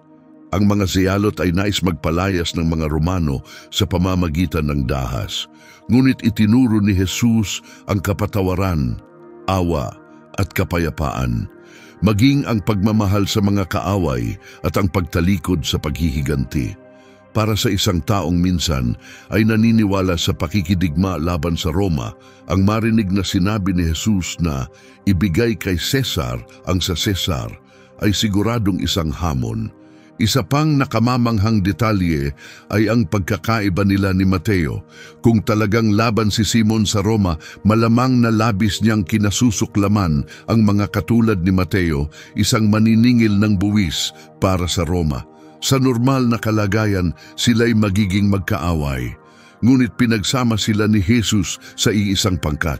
Ipinapakita nito na ang mensahe ni Jesus ay lagpas sa mga hangganang politikal at panlipunan. Pinag-isa niya ang mga taong hindi kailanman kusang magsasama. Nasaksihan ni Simon ang lahat ng nakikita ng ibang disipulo, mga himala, tanda at aral na nagpabago sa kanilang pag-unawa sa kaharian ng Diyos. Nakita niyang pinakain ni Jesus ang libu-libong tao gamit ang ilang tinapay, pinatigil ang bagyo sa isang salita, pinagaling ang mga may sakit, at muling binuhay ang patay. Narinig niya mismo ang mga parabola at ang mga lihim na turo ng Panginoon. Sa paglipas ng panahon, tulad ng iba, natutunan niyang lampasan ang pag-asang pampolitika at yakapin ang espiritual na misyon ni Jesus. Pag-akyat ni Jesus sa langit, nanatili si Simon sa Jerusalem kasama ng mga natitirang apostol. Sa mga gawa 1:13, nakalista siyang kabilang sa mga nananalangin sa silid itaas. At sa araw ng Pentecostes, tulad ng nakasulat sa mga gawa 2, napuspos siya ng Espiritu Santo at buong tapang na ipinahayag ang Ebanghelyo.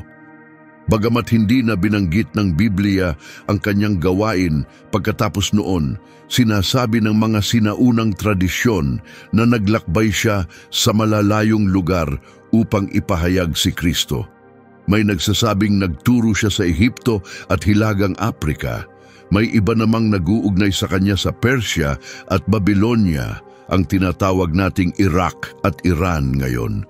Mayroon pang mga alamat mula sa Britanya na nagsasabing umabot si Simon sa kanilang pulo, bagamat kulang ang matibay na ebidensya.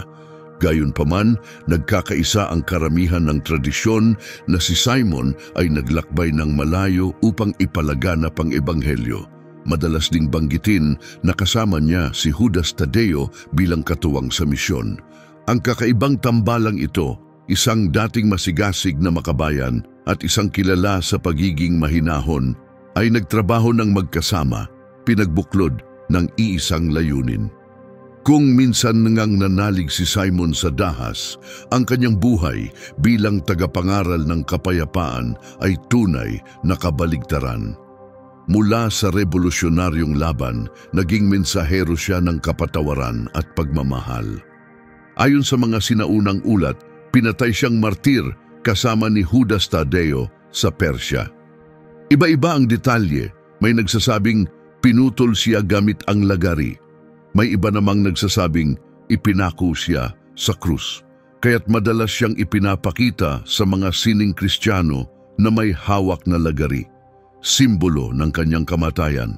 Tuwing Oktubre 28, pinararangalan si Simon at Judas Tadeo nang magkasama sa maraming tradisyong Kristiyano bilang pagpapaalala na sila'y naglingkod at namatay bilang magkaagapay. Ang kwento ni Simon ay nagpapakita kung paano pinagsama ni Jesus ang iba't ibang uri ng tao. Hindi pare-pareho ang 12, may iba't ibang pananaw, propesyon at ugali. Hindi hinanap ni Jesus ang pagkakapare-pareho sa politika o kaisipan. Ang hinanap niya ay pagtitiwala at pusong handang sumunod. Ipinapakita rin ng kanyang buhay kung paano binabago ni Jesus ang alab ng isang tao. Kung minsan nga siyang naging isang zealot, hindi inalis ni Jesus ang kanyang sigasig. Binigyan niya ito ng bagong direksyon. Ang dating lakas para sa revolusyon ay naging apoy para ipalaganap ang mabuting balita. Itinuturo sa atin ni Simon na hindi tinatanggal ni Jesus ang ating alab, kundi binibigyan niya ito ng layunin, isang layuning may tunay na kabuluhan. Ngayon, lumipat tayo sa isa sa pinakamalungkot na figura sa hanay ng mga apostol. Si Judas Iscariote ang siyang nagkanulo kay Jesus. Sa Juan 6:71 at 13, 26 tinawag siyang Judas, anak ni Simon Iscariote. Ang pangalang Iscariote ay malamang galing sa salitang Hebreo na Ishkeriot, na nangangahulugang lalaki mula sa Keriot, isang bayan sa Judea. Kung totoo ito, si Judas ang tanging apostol na hindi taga-Galilea, kaya't maaaring nakaramdam siya ng pagiging iba sa pangkat. Gayunman, pinili pa rin siya ni Jesus. Sa Lucas 6:12-16, mababasa na bago piliin ang 12, nanalangin si Jesus buong gabi. Kasama sa napili si Judas at isinama siya sa pinakamalapit na grupo ng Panginoon. Alam ni Jesus ang puso ng bawat isa, kabilang si Judas. Ngunit tinanggap pa rin niya ito, binigyan ng parehong turo, parehong pagkakataon at parehong pagmamahal na tinanggap ng iba. Naglakad si Judas kasama ni Jesus, narinig ang kanyang mga salita at naranasan ang kanyang biyaya. Kabilang sa 12, may natatanging tungkulin si Judas. Siya ang namahala sa kanilang pera. Sa Ebanghelyo ni Juan, mga kabanata 12 at 13, binanggit na hawak niya ang supot ng salapi at siya ang bumibili ng mga kailangan ng grupo. Ipinapakita nito na marahil may tiwala sa kanya ang iba at may kakayahan siyang mag-organisa, ngunit unti-unti ring lumitaw ang mga palatandaan ng kanyang puso. Sa bahay ni Simon, nakitungin sa Betania, gaya ng nasa Juan 12, binuhusan ni Maria ng mamahaling pabango ang mga paa ni Jesus. Kaagad itong tinutulan ni Judas na bakit daw hindi ibinenta ang pabango sa halagang 300 denaryo at ibinigay sa mahihirap. Ngunit dinagdag ni Juan ang isang mahalagang detalye. Hindi dahil nagmamalasakit siya sa mahihirap, siya'y nagnanakaw mula sa supot ng salapi. Ipinakita nito ang kanyang tunay na puso, nagpapakita ng pagkukunwari at kasakiman. Nagkunwari siyang makamahirap, ngunit ang totoo'y iniisip lamang niya ang sarili. Ang kanyang mga salita ay tunog banal, ngunit ang kanyang motibo ay madilim. Lalo pang lumala ang lahat sa huling hapunan. Sa Lucas 22:3, mababasa na pumasok si Satanas kay Judas, isa sa 12.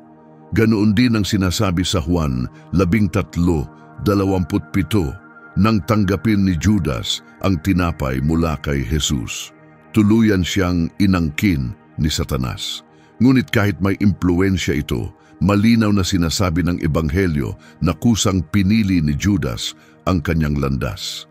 Habang kumakain sila ng huling hapunan, inihayag ni Jesus, "Isa sa inyo ang magkakanulo sa akin." Nabigla ang mga disipulo at bawat isa'y nagtanong, "Ako ba, Panginoon?" Nang si Judas ang magtanong, sinabi ni Jesus, "Ikaw na ang nagsabi." Mas detalyado ang isinulat ni Juan. Sinabi ni Jesus na ang taong bibigyan niya ng tinapay na isinasawsaw ang siyang magkakanulo sa kanya. Inabot niya ang tinapay kay Judas at malinaw na siya ang itinuro. Kalaunan, sa panalangin na nakasulat sa Juan 17:12, tinawag ni Jesus si Judas na ang nakatakdang mapahamak. Isang pahayag na nagpapakita na pinili ni Judas ang kanyang landas, kahit bahagi pa rin ito ng mas malaking plano ng Diyos. Hindi bugso ng damdamin ang ginawa ni Judas, ito'y pinag-isipan niya. Sa Mateo 26:14-16, mababasa na pumunta siya sa mga pinunong relihiyoso at nagtanong kung magkano ang ibabayad nila kapalit ng pagtatalaga niya kay Jesus. Binigyan siya ng 30 pirasong pilak at mula noon naghahanap na siya ng tamang oras upang kumilos. Ang halagang iyon, 30 pilak, ay may malalim na kahulugan.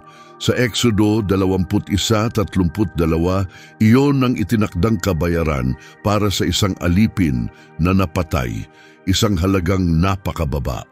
Binanggit din ito ng propetang Zacarias sa Kabanata 11, talata 12-13, kung saan tinanggap niya ang 30 pilak bilang kanyang upahan at tinawag itong isang magandang halaga na may kasamang matinding panunuya. Iyon ay tila hula sa gagawin ni Judas makalipas ang maraming siglo. Alam ni Judas ang mga nakagawian ni Jesus, kaya't madali para sa kanya ang planuhin ang pagtataksil.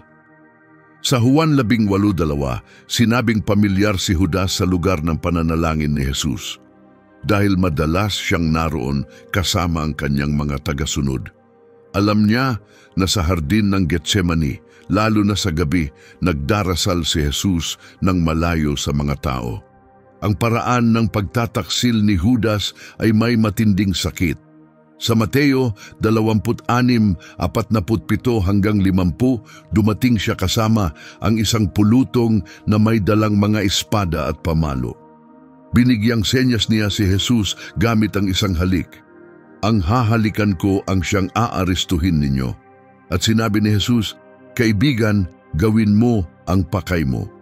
Ang halik na dapat simbolo ng pag-ibig at paggalang ay naging tanda ng pagtataksil. Pagkaraan ng pag-aresto, nang makita ni Judas na nahatulan si Jesus, napuno siya ng pagsisisi. Sa Mateo 27:3-5, ibinalik niya ang 30 pilak sa mga punong pari at matatanda. Sinabi niya, "Nagkamali ako. Ipinagkanulo ko ang taong walang kasalanan." Mahalaga ang sandaling ito, inamin ni Judas na walang kasalanan si Jesus at siya mismo ang may sala. Ngunit may pagkakaiba sa pagsisisi ni Judas at sa pagsisisi ni Pedro. Pareho nilang itinakwil si Jesus, ngunit si Pedro ay lumapit sa kapatawaran, samantalang si Judas ay bumagsak sa kawalan ng pag-asa. Walang malasakit ang mga pinunong relihiyoso. Sinabi nila, "Hindi namin problema iyan. Problema mo iyan na iwan siyang mag-isa ng mga taong gumamit lamang sa kanya." Ibinato ni Judas ang pilak sa templo at lumayo. Ang kanyang kwento ay nagtapos sa kalungkutan. Sa Mateo 27:5, malinaw na isinulat, "Itinapon ni Judas ang pilak sa templo at umalis. Pagkatapos, nagbigti siya." Sa mga Gawa 1:18, ikinuwento ni Pedro ang mas detalyadong bersyon. Gamit ang perang iyon, bumili si Judas ng lupa. Doon siya bumagsak ng pasubsob, napunit ang kanyang katawan at kumalat ang kanyang laman loob. Malamang na magkaugnay ang dalawang ulat na ito, nagbigti si Judas at nang bumagsak ang kanyang bangkay, iyon ang naging resulta. Ginamit ng mga pinuno ang pilak upang bumili ng isang lupain para sa paglilibingan ng mga banyaga. Tinawag yung bukas ng dugo bilang alaala sa halagang binayaran ng pagtataksil. Naganap din dito ang katuparan ng hula ni Zacarias tungkol sa 30 pilak na inihulog sa templo ng Diyos para sa magpapalayok. Pagkatapos ng kamatayan ni Judas, nakita ng mga apostol na mahalagang maibalik sa 12 ang kanilang bilang. Sa mga gawa 15 hanggang 26, pinangunahan ni Pedro ang pagpili ng kapalit. Ipinaliwanag niya, kailangan nating pumili ng isang kasama natin mula pa sa simula, mula sa bautismo ni Juan hanggang sa araw na dinala si Jesus sa langit, na magiging saksi rin ng kanyang muling pagkabuhay. Dalawang napili, si Jose na tinatawag ding Barsabas o Justo at si Matias. Nananalangin sila, Panginoon, alam mo ang puso ng bawat isa. Ipakita mo kung sino ang pinili mo upang pumalit sa ministeryo na iniwan ni Judas. Pagkatapos ay bumunot sila ng kapalaran at kay Matias napunta ang pagpili. Kaya't siya ay bilang nakasama ng 11 apostol. Ang pagbubunot ng kapalaran noon ay hindi sugal, kundi tradisyonal na paraan ng mga Hudyo upang maunawaan ang kalooban ng Diyos na laging sinasamahan ng panalangin, tulad ng nakasulat sa Kawikaan 16:33. Ang kapalaran ay inihahagis, ngunit ang pasya ay mula sa Panginoon. Mula noon, muling kumpleto ang 12, sumisimbolo sa 12 lipi ng Israel at sa kabuuan ng bayan ng Diyos. Wala nang binanggit pa ang kasulatan tungkol kay Matias, ngunit ayon sa mga sinaunang ulat, nangaral siya sa mga lugar gaya ng Judea at Ethiopia. Sinasabi ng iba na siya'y pinatay bilang martir, alinman sa pamamagitan ng pagbato o pagputol ng ulo. Kahit hindi na siya muling lumitaw sa Biblia, paalala ang kanyang kwento na maraming tapat na lingkod ng Diyos ang tahimik na naglilingkod, hindi man kilala sa kasaysayan, ngunit kinikilala sa langit. Sa pagkakapili kay Matias, muling buo ang bilang ng mga apostol. Ngunit habang nangyayari ito, inihahanda na ng Diyos ang pagtawag sa isa pang kakaibang tao, isang hindi inaasahan na magiging pangunahing tagapagdala ng kanyang salita. Ang taong iyon ay si Saulo ng Tarso na kalaunan ay nakilala bilang si Pablo. Sa simula, siya ay mabangis na kaaway ng mga Kristiyano. Sa mga gawa 1-2, nakasulat na patuloy siyang humihinga ng pagbabanta laban sa mga tagasunod ni Jesus. Humingi siya ng mga sulat mula sa pinakapunong pari patungo sa mga sinagoga sa Damasco upang madakip ang sinumang lalaki o babae na sumusunod sa daan at madala sila pabalik sa Jerusalem na nakagapos. Ngunit nagbago ang lahat nang makatagpo niya ang muling nabuhay na si Kristo. Sa mga gawa 3-6, ikinuwento kung paanong habang nasa daan patungong Damasco, biglang bumalot sa kanya ang isang maliwanag na liwanag mula sa langit. Bumagsak siya sa lupa at narinig ang tinig na tumatawag, "Saulo, Saulo, bakit mo ako inuusig?" Sumagot siya, "Sino ka, Panginoon?" Ang tinig ay tumugon, "Ako si Jesus na iyong inuusig. Tumindig ka ngayon, pumasok ka sa lungsod at sasabihin sa iyo kung ano ang dapat mong gawin." Ang sandaling iyon ang tuluyang nagbago kay Saulo. Ang taong humahabol sa mga Kristiyano ay naging pinakamapangahas nilang tagapagtanggol. Ang nais patahimikin ang ebanghelyo ang siya mismong naging pinakamalakas na tinig nito. Si Jesus mismo ang tumawag kay Pablo upang dalhin ang mabuting balita sa mga hindi Hudyo, lampas sa Israel at sa buong Imperyong Romano. Sa 3 Korinto 15, talata 8-9, inilarawan ni Pablo ang sarili bilang ipinanganak na hindi sa tamang panahon at pinakahamak sa mga apostol.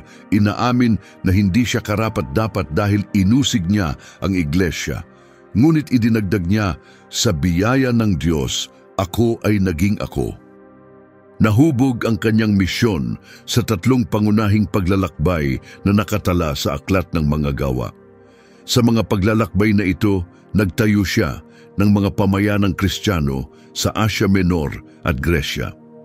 Siya rin ang sumulat ng 13 liham sa Bagong Tipan na malinaw na nagpapaliwanag ng kaligtasan sa pamamagitan ng biyaya sa pananampalataya. Hindi lamang niya pinalawak ang abot ng Ebanghelyo sa buong Imperyong Romano, binigyan din niya ito ng malalim na pundasyong teolohikal sa kanyang mga paliwanag tungkol sa ginawa ni Jesus. Ayon sa tradisyon, pinugutan ng ulo si Pablo sa Roma marahil sa panahon ng marahas na kampanya ni Emperador Nero laban sa mga Kristiyano. Kahit hindi siya kabilang sa orihinal na 12, kinilala si Pablo bilang apostol dahil siya mismo ay tuwirang pinili ng muling nabuhay na si Jesus at may napakahalagang papel sa unang iglesia. Tulad ng isinulat niya sa Galacia 1:12, hindi siya isinugo ng tao ni inatasan ng sinuman, kundi ni Jesucristo at ng Diyos Ama. Sinabi niya, "Hindi ko tinanggap ang ebanghelyo mula sa tao ni itinuro ng sinuman sa akin. Dumating ito sa pamamagitan ng pahayag ni Jesucristo, ipinapakita ng buhay ni Pablo na kaya ng Diyos na tawagin kahit ang pinakahindi inaasahang tao. Ginagawang mensahero ang dating kaaway. Ginagawang mananampalataya ang dating kalaban." Gaya ng isinulat niya sa 1 Timoteo 1:16, "Ako'y kinahabagan upang sa pamamagitan ko ay maipakita ni Kristo Jesus ang kanyang lubos na pagtitiis bilang halimbawa sa mga maniniwala at tatanggap ng buhay na walang hanggan." At dito nagtatapos ang ating paglalakbay sa buhay ng 12 apostol ni Jesus, mga karaniwang tao na lubos na nabago nang makatagpo ang Mesyas.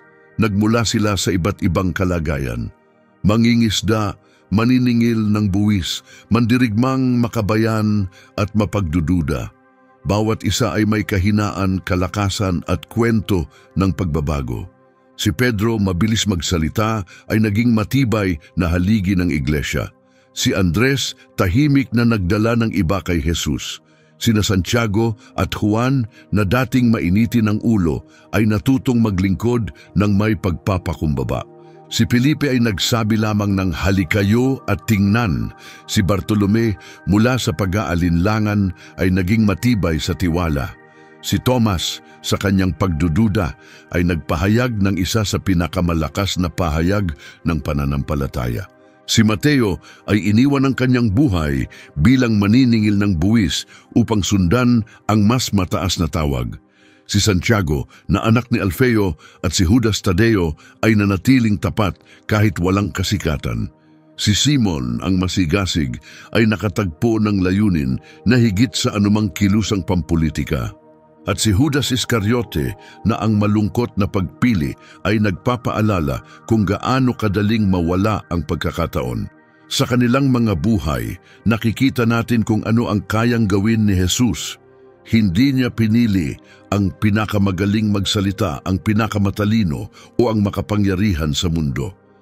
Pinili niya ang mga karaniwang tao, may kahinaan at tanong, at ginamit sila upang baguhin ang kasaysayan, at narito ang kamanghamanghang bahagi. Patuloy pa rin niyang ginagawa iyon hanggang ngayon. Ang parehong kapangyarihang nagbabago ay iniaalok din sa iyo. Ang parehong Jesus na tumawag kay Pedro sa tabi ng lawa ay siya ring tumatawag sa iyo ngayon. Ang parehong tagapagligtas na nakakita kay Mateo sa kanyang pwesto ay siya ring nakakakita sa iyo kung nasaan ka. Ang parehong Panginoon na muling nabuhay na nakatagpo kay Tomas sa kanyang pagdududa ay handa ring makipagtagpo sa iyo. Kung nahipo ang puso mo ng mga kwentong ito at nais mong tuklasin pa ang mga makapagbabagong katotohanan mula sa Biblia, abangan ang aming mga susunod na video. Mag-subscribe sa channel at pindutin ang kampana upang palagi kang updated kapag may bago kaming ilalabas. At kung natagpuan mong makahulugan ang mga kwentong ito, huwag mong itago para sa iyong sarili. Ibahagi ang video na ito sa mga taong mahalaga sa iyo. Hindi mo alam, baka isang kwento mula sa Biblia ang magsimula ng pagbabagong buhay para sa isang minamahal mo. Pindutin ang like, mag-subscribe at tulungan kaming ipalaganap ang mensahe. Ang iyong suporta ang tumutulong sa amin na maabot pa ang mas maraming tao gamit ang mga makapangyarihang mensaheng ito. Makikita ka naming muli sa susunod na video habang patuloy nating dinidiskubre ang mga kamanghamanghang kwento sa kasulatan. Naway laging sumaiyo ang kapayapaan ni Kristo.